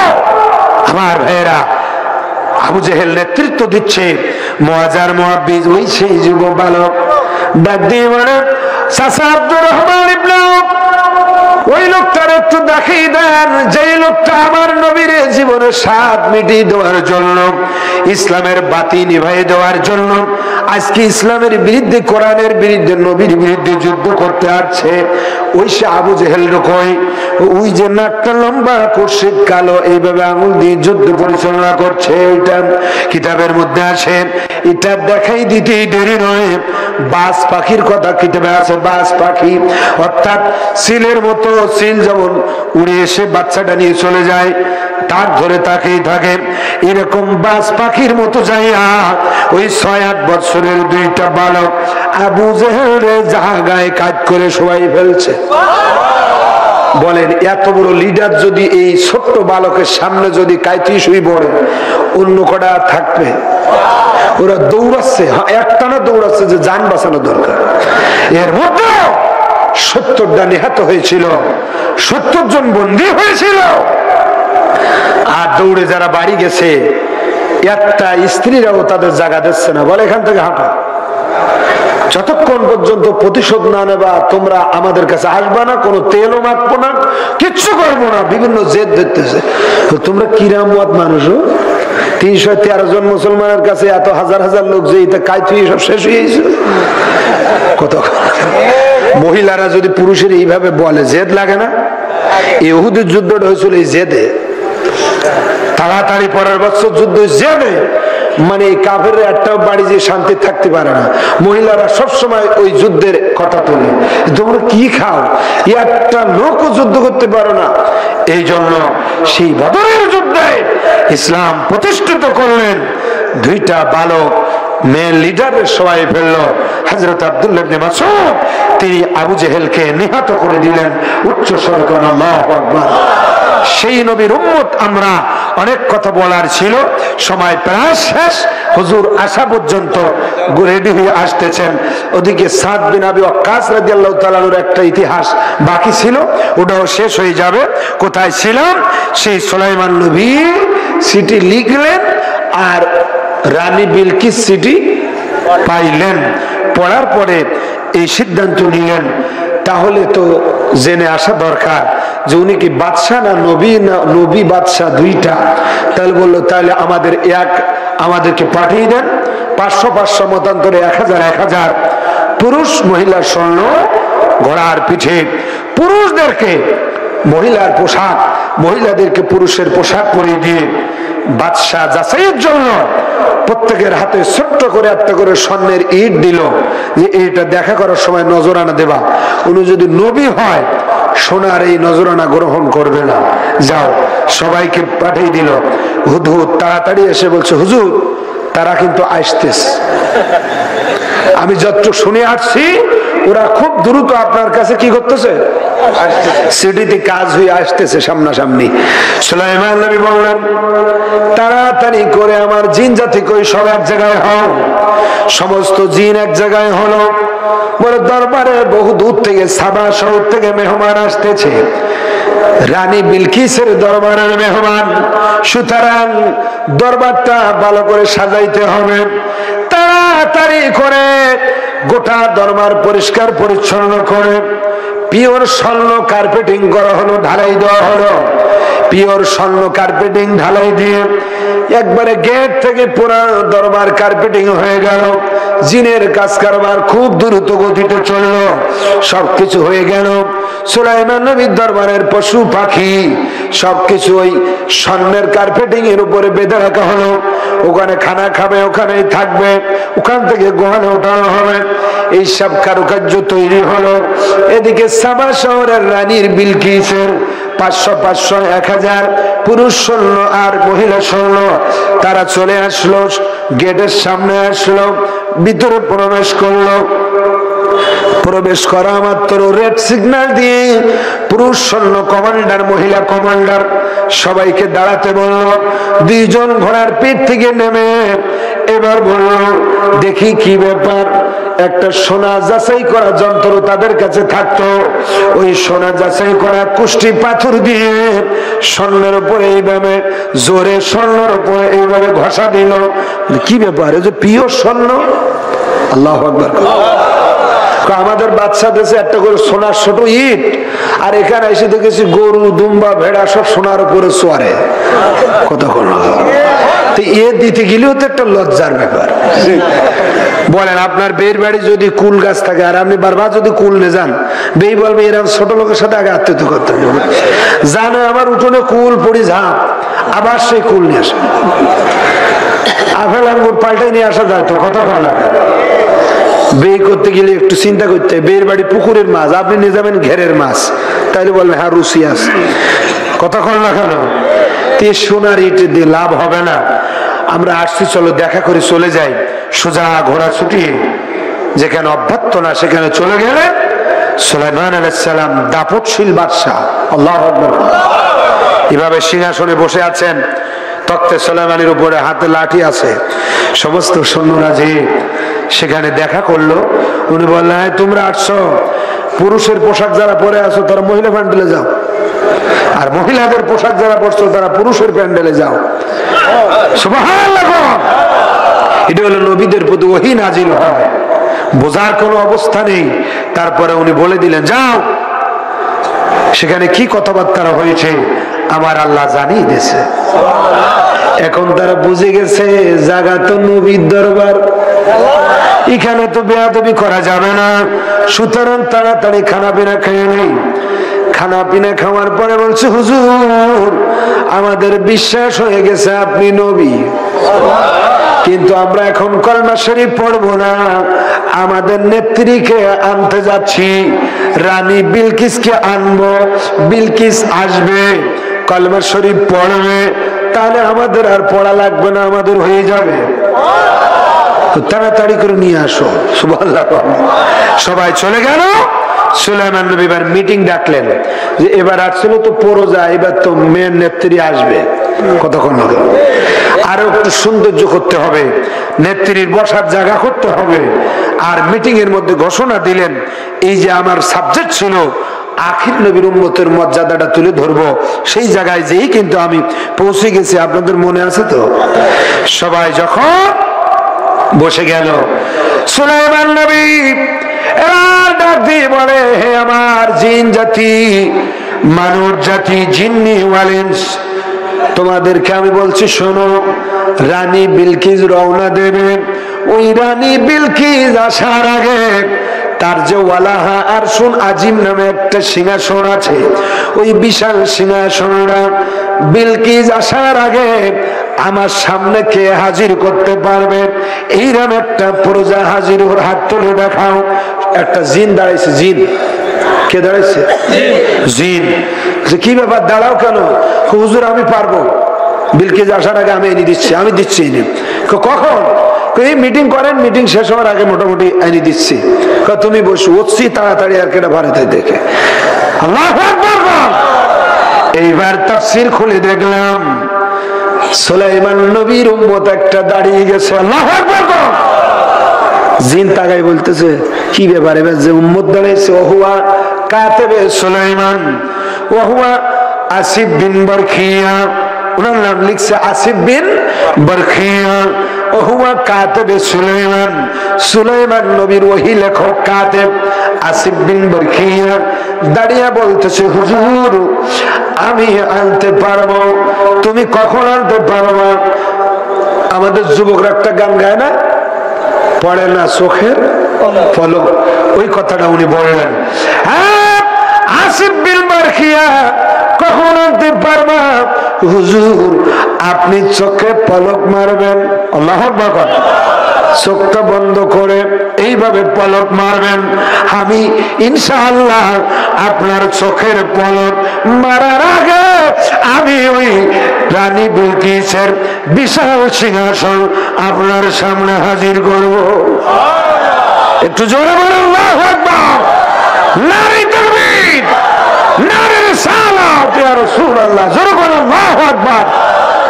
কই এত বড় ক্ষমতা সুলাইমান নবীর উম্মতের যদি আল্লাহ দেয়, আমাদের নবীর উম্মতের মধ্যে যারা সাহাবী, তাবি, তাবে তাবি, যারা ওলি গাউস কুতুব, এদের ক্ষমতা নাই? গাউসুল আজম আব্দুল কাদের জিলানী জীবনী, উনার কারামত দেখবেন কত ক্ষমতা। সুলতানুল হিন্দ খাজা গরিব নওয়াজের কারামত দেখবেন কত ক্ষমতা। আসলে কোরআনের তাফসীর যারা ভালো বোঝে না, এরাই ওলি আল্লাহর এই ক্ষমতা মানতে চায় না। ওরা একঘেয়েমি তাফসীর করে। তাফসীরের মধ্যে বাতিনি দিক আছে, জাহিরি দিক আছে।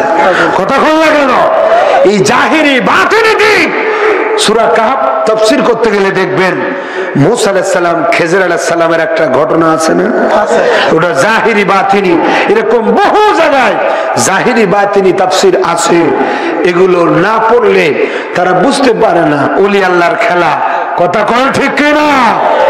সুলাইমান নবীর উম্মত যদি চোখের পলকে রানী বিলকিসের সিংহাসন এনে দিতে পারে, আমাদের নবীর উম্মত আব্দুল কাদের জিলানী হুজুর বললেন, নাজারতু ইলা বিলাদিল্লাহি জামআ কাখার দালাতিল আলা হুকমে তাসালি। সুবহানাল্লাহ। কালকে যদি আল্লাহ আমার রাখতো আর পুরপুরার হুজুর যদি আসতো, খুব ভালো কাজ হতো। কথা কন না কেন? ওয়াজগুলো আল্লাহর রহমতে হুজুরে শুনতে পাইতেন, আর আপনিও শুনতে পাতেন যে এই জাহিরি বাতিনি দিক আজকে আমরা হারিয়ে ফেলতেছি, যার কারণে আমাদের ইমানি শক্তি হারিয়ে যাচ্ছে। কেউ কেউ জাহিরি দিকটা সৌন্দর্য করতেছে, চেহারা সৌন্দর্য, কিন্তু বাতিনি দিকটা একবারে জিরো। গভীর মনোযোগ। সঙ্গে সঙ্গে আসিফ বিন বারখিয়া সুলাইমান নবীর সামনে ওই সিংহাসনটা হাজির করলেন। আল্লাহু আকবার কোন? সিংহাসনটা হাজির করলেন। সিংহাসন হাজির হয়ে গেল। সুলাইমান নবী বললেন, তাড়াতাড়ি বললেন, রং পাল্টি দাও, হাতলের রং পাল্টাও, পায়ের রং পাল্টাও, পিঠের রং পাল্টাও। রং পাল্টাইয়া রাখা হলো। রানী বিলকিস বিশাল সৈন্য সামন্ত নিয়ে হাজির হয়ে গেল। ভিতরে প্রবেশ করলো, বিভিন্ন জায়গা ঘুরে ঘুরে দরবারটা দেখলো। এবার সুলাইমান নবী ডাক দিয়ে বলে, বিলকিস, ও সাবা শহরের রানী বিলকিস, এই সিংহাসনটা কার? দেখে আশ্চর্য হয়ে বলে, কার সিংহাসন? এটা তো দেখতে আমার মতো, কিন্তু রং তো দেখছি পাল্টানো। আল্লাহু আকবার। সঙ্গে সঙ্গে চোখের মধ্যে পানি এনে বলল, চোখের পানি জড়াইয়ে বলে, আল্লাহর নবী সুলাইমান পয়গম্বর, আমি রানী বিলকিস আসার আগে যদি আমার সিংহাসন আপনার দরবারে আসতে পারে, আপনি আল্লাহর বড় নবী, এতে কোনো সন্দেহ না। সুতরাং আমি আর দেরি করব না। ইন্নী যালামতু নাফসি, ক্বালাত রব্বি ইন্নী যালামতু নাফসি ওয়া আসলামতু মা সুলাইমান লিল্লাহি রাব্বিল আলামিন। আমি আমার জীবনে যত গুনাহ করে ফেলেছি, যালামতু বানাচ্ছি, সূর্য পূজা করেছি, জীবনে ঈমান না এনে নামাজ কাজা করেছি, জীবনে আল্লাহর নাফরমানি করেছি, যাবতীয় গুনাহ থেকে ওই সুলাইমানের রব আল্লাহর কাছে প্রার্থনা করে তওবা করে আমি এখন আসলাম তু ইসলাম গ্রহণ করছি, মুসলমান হচ্ছি। মা সুলাইমান লিল্লাহি রাব্বিল আলামিন। আমি সুলাইমান আলাইহিস সালামের রবের কাছে কলমা শরীফ পড়ে আমি মুসলমান হয়ে গেলাম। নবীদের দাওয়াত কত সুন্দর, সুবহানাল্লাহ। এবং এখান থেকে পরিষ্কার হয়ে গেল যে সুলাইমান নবীর উম্মতের এই ক্ষমতা, আমাদের নবীর উম্মতের কত ক্ষমতা। সাইয়েদনা হযরত ইয়া সারিয়াতুল জাবাল বলে খুতবা দিচ্ছিলেন মসজিদে নববীতে, আর যুদ্ধ পরিচালনা করছেন সেই সারিয়াতুল জাবাল বলে কত কিলোমিটার দূরে। যখন সুবহানাল্লাহ। এখন বোঝেন সুলাইমান নবী তার উম্মতের এত ক্ষমতা, সুলাইমান নবীর কত ক্ষমতা। এইবার আসুন রে বাবা, আমাদের নবীর কত ক্ষমতা। দুই হাত তুলে বলুন আল্লাহু আকবার। বাবা শ্রোতা এবার নিয়ে নাও, মাঠ ভর্তি। আল্লাহু আকবার বলেন উচ্চ স্বরে, আল্লাহু আকবার। আমাদের নবী খন্দকের যুদ্ধে গেছেন, সুবহানাল্লাহ। কোন যুদ্ধ বললাম? খুব সংক্ষিপ্ত, হুজুর আসতে হয়ে যাবে। খন্দকের যুদ্ধ, 3000 সাহাবী খাল খনন করছে, কষ্টর কাজ, মাটি কাটা, কত করল পাথর কাটা, খাল খনন করতেছেন। দয়ার নবীজি তাঁবুর মধ্যে বসে আছেন। সালমান, হযরত সালমান ফারসি রাদিয়াল্লাহু তাআলা আনহু তিনি নেতৃত্ব দিচ্ছেন। খাল খনন করতে করতে হঠাৎ করে বিশাল একটা পাথর দেখা গেল, বিশাল পাথর, কেউ সরাইতে পারে না। লম্বা তাফসীর, তাফসীর কাশাফ, তাফসীর ভাইজামি, ইবনে কাসির, রুহুল বায়ান, রুহুল মানি, বড় বড় তাফসীর আপনাদের দোয়া। আমি তাফসীর বিভাগে কামেল এমএ পাস করেছি, তবে দেখেছি তাফসীরের কোনো শেষ নাই। 150 তাফসীর দেখার পরে একটা আয়াতে কারিমার ব্যাখ্যা ভালো করে বোঝা যায়। এই কোরআন শরীফ খালি অনুবাদ পড়ে কিছু বুঝবেন না, 150-200 তাফসীরে একটা একটা আয়াতের ব্যাখ্যা পড়বেন, দেখবেন যে কত নিয়ামতের কথা আল্লাহ এই কোরআনে আমাদের জন্য বলেছেন। যাই হোক, আল্লাহর নবী তাঁবুর মধ্যে আছেন। হযরতে সালমান ফারসি রাদিয়াল্লাহু তাআলা আনহু নবীজির সামনে গেলেন। ইয়া রাসূলুল্লাহ, আমরা নিচে গর্ত খুঁড়তে পারি না, বিশাল পাথর, কোন সাহাবী পারে না। নবীজি বললেন চলো চলো, আমি নিজেই এই পাথরের গায়ে আঘাত দেব। কুড়াল হাতে নিলেন, নবুয়াতের হাত, পাথরের গায়ে বিসমিল্লাহি আল্লাহু আকবার বলে যখন আঘাত দিলেন, এতক্ষণ ধরে যে পাথর নড়ে চড়ে না, ফাটে না, একটা আঘাতের কারণে কুড়ালের আঘাত পাথরে লেগে পাথরটা ফেড়ে গেল এবং পাথর এবং কুড়ালের আগার মাঝখান দিয়ে এইভাবে বিজলির মতো একটা আলোক রশ্মি বের হলো। আল্লাহ নবী বলে, সাহাবীরা আমাদের জন্য সুসংবাদ, এই বিজলির আলোতে আমি রোম সম্রাটের বাড়ির মাথা পর্যন্ত দেখে ফেলেছি। আরেকটা আঘাত করলেন, আরেকটা বিজলি বাইর হলো, বলে আমি পারস্য সম্রাটের বাড়ির মাথা দেখছি। আরেকবার আঘাত করলেন, আরেকটা বিজলির মতো আলো বাইর হলো, বলে আমি ইয়েমেনের বাদশার বাড়ির মাথা পর্যন্ত দেখে ফেলেছি। আল্লাহু আকবার কোন। এইভাবে গভীর মনোযোগ যখন আঘাত করতেছিলেন, হযরতে জিবরিল আলাইহিস সালাম আসলেন। কাফেররা বলতেছে, মুসলমান বাজারে নবী বলেন, উনি দেখেন খন্দকের পরীক্ষা, খালের মধ্যে পাথর আঘাত দিয়ে নাকি রোম দেখে, পারস্য দেখে, ইয়েমেন দেখে।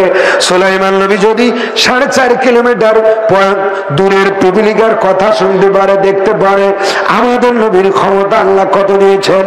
আর জিবরাইল এসে বললেন, ইয়া রাসূলুল্লাহ, আপনি দুঃখ নেবেন না, আল্লাহ এইগুলো আপনার দেখাচ্ছে, কিছুদিনের মধ্যে এইগুলো মুসলমানদের দখলে আসবে। ওই ইয়েমেনের বাদশা মুসলমান হবে, রোম আসবে, পারস্য আসবে, শাম আসবে। শাম দেশের মধ্যে আল্লাহ সবচেয়ে বেশি ওলি আল্লাহ পাঠিয়ে দিয়েছে, হাদিস শরীফ প্রমাণ করেছে। শাম, এই শাম দেশের মধ্যে সবচেয়ে বেশি ওলি আসছে। গভীর মনোযোগ আমার মুরব্বি বাবারা, ওই জায়গায় হযরত জাবের রাদিয়াল্লাহু তাআলা ছিলেন।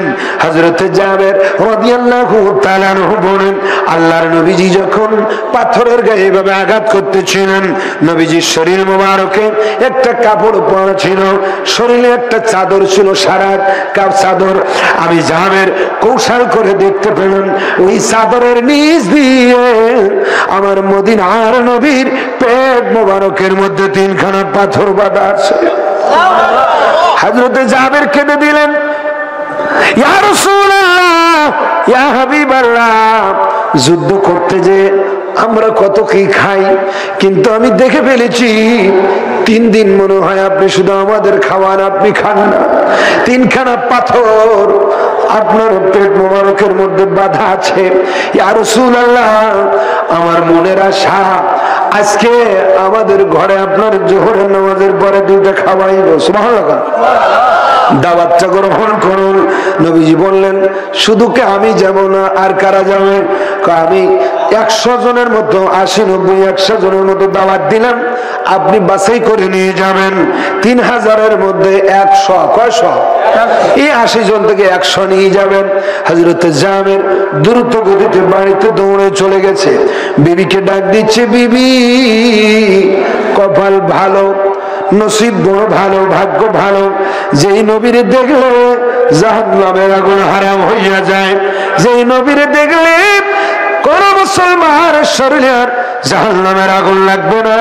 ওয়ান জাবির রাদিয়াল্লাহু তাআলা আনহু আনিন নবী সাল্লাল্লাহু আলাইহি ওয়াসাল্লাম, লা তামাসসুন নার মুসলিমান রানি ওয়া রাহামার রানি। আমার নবীজি বলেন, ওরে মুতলার উম্মতেরা রে, তোমরা যদি আমার দেখো, তোমাদের শরীরে আর কখনো জাহান্নামের আগুন স্পর্শ করবে না। সেই নবী আজকে আমাদের ঘরে মেহমান হবে। নারে তাকবীর, নারে তাকবীর, নারে রিসালাত। প্রধান বক্তার আগমন। প্রধান বক্তা মহোদয় মঞ্চে আসছেন, আপনারা চলে আসুন। আজকের মাহফিলের এই সিস্টেম আমার সবচেয়ে ভালো লেগেছে।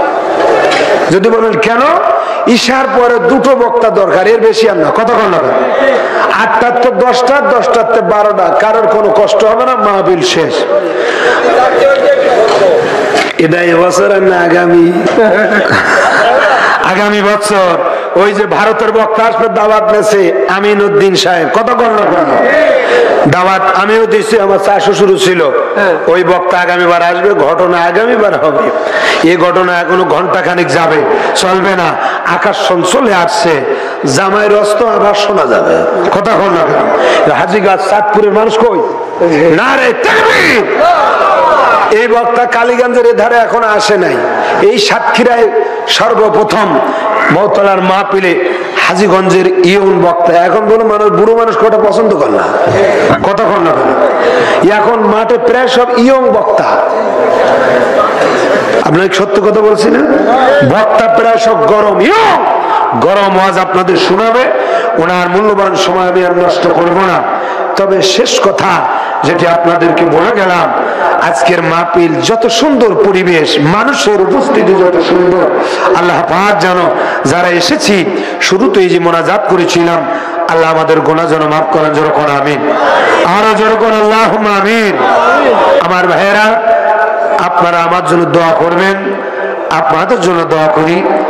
আমার শ্বশুর বাড়ির দেশের মানুষ আপনারা, আমার ছেলে একটা নাতে রসুল পড়ছিল ছোট্ট, আল্লাহ যেন তার হাফেজ কোরআন সহ হাক্কানি আলেম আল্লাহ যেন বানিয়ে দেয়। জোরে কোন আমিন। কারণ আলেম ওলামার দরকার আছে, কিয়ামত পর্যন্ত আলেম থাকতে হবে। আলেম না থাকলে ইসলাম থাকবে না। যেদিন সব আলেম ইন্তেকাল করবে, আল্লাহ সেদিন কিয়ামত করে দেবে।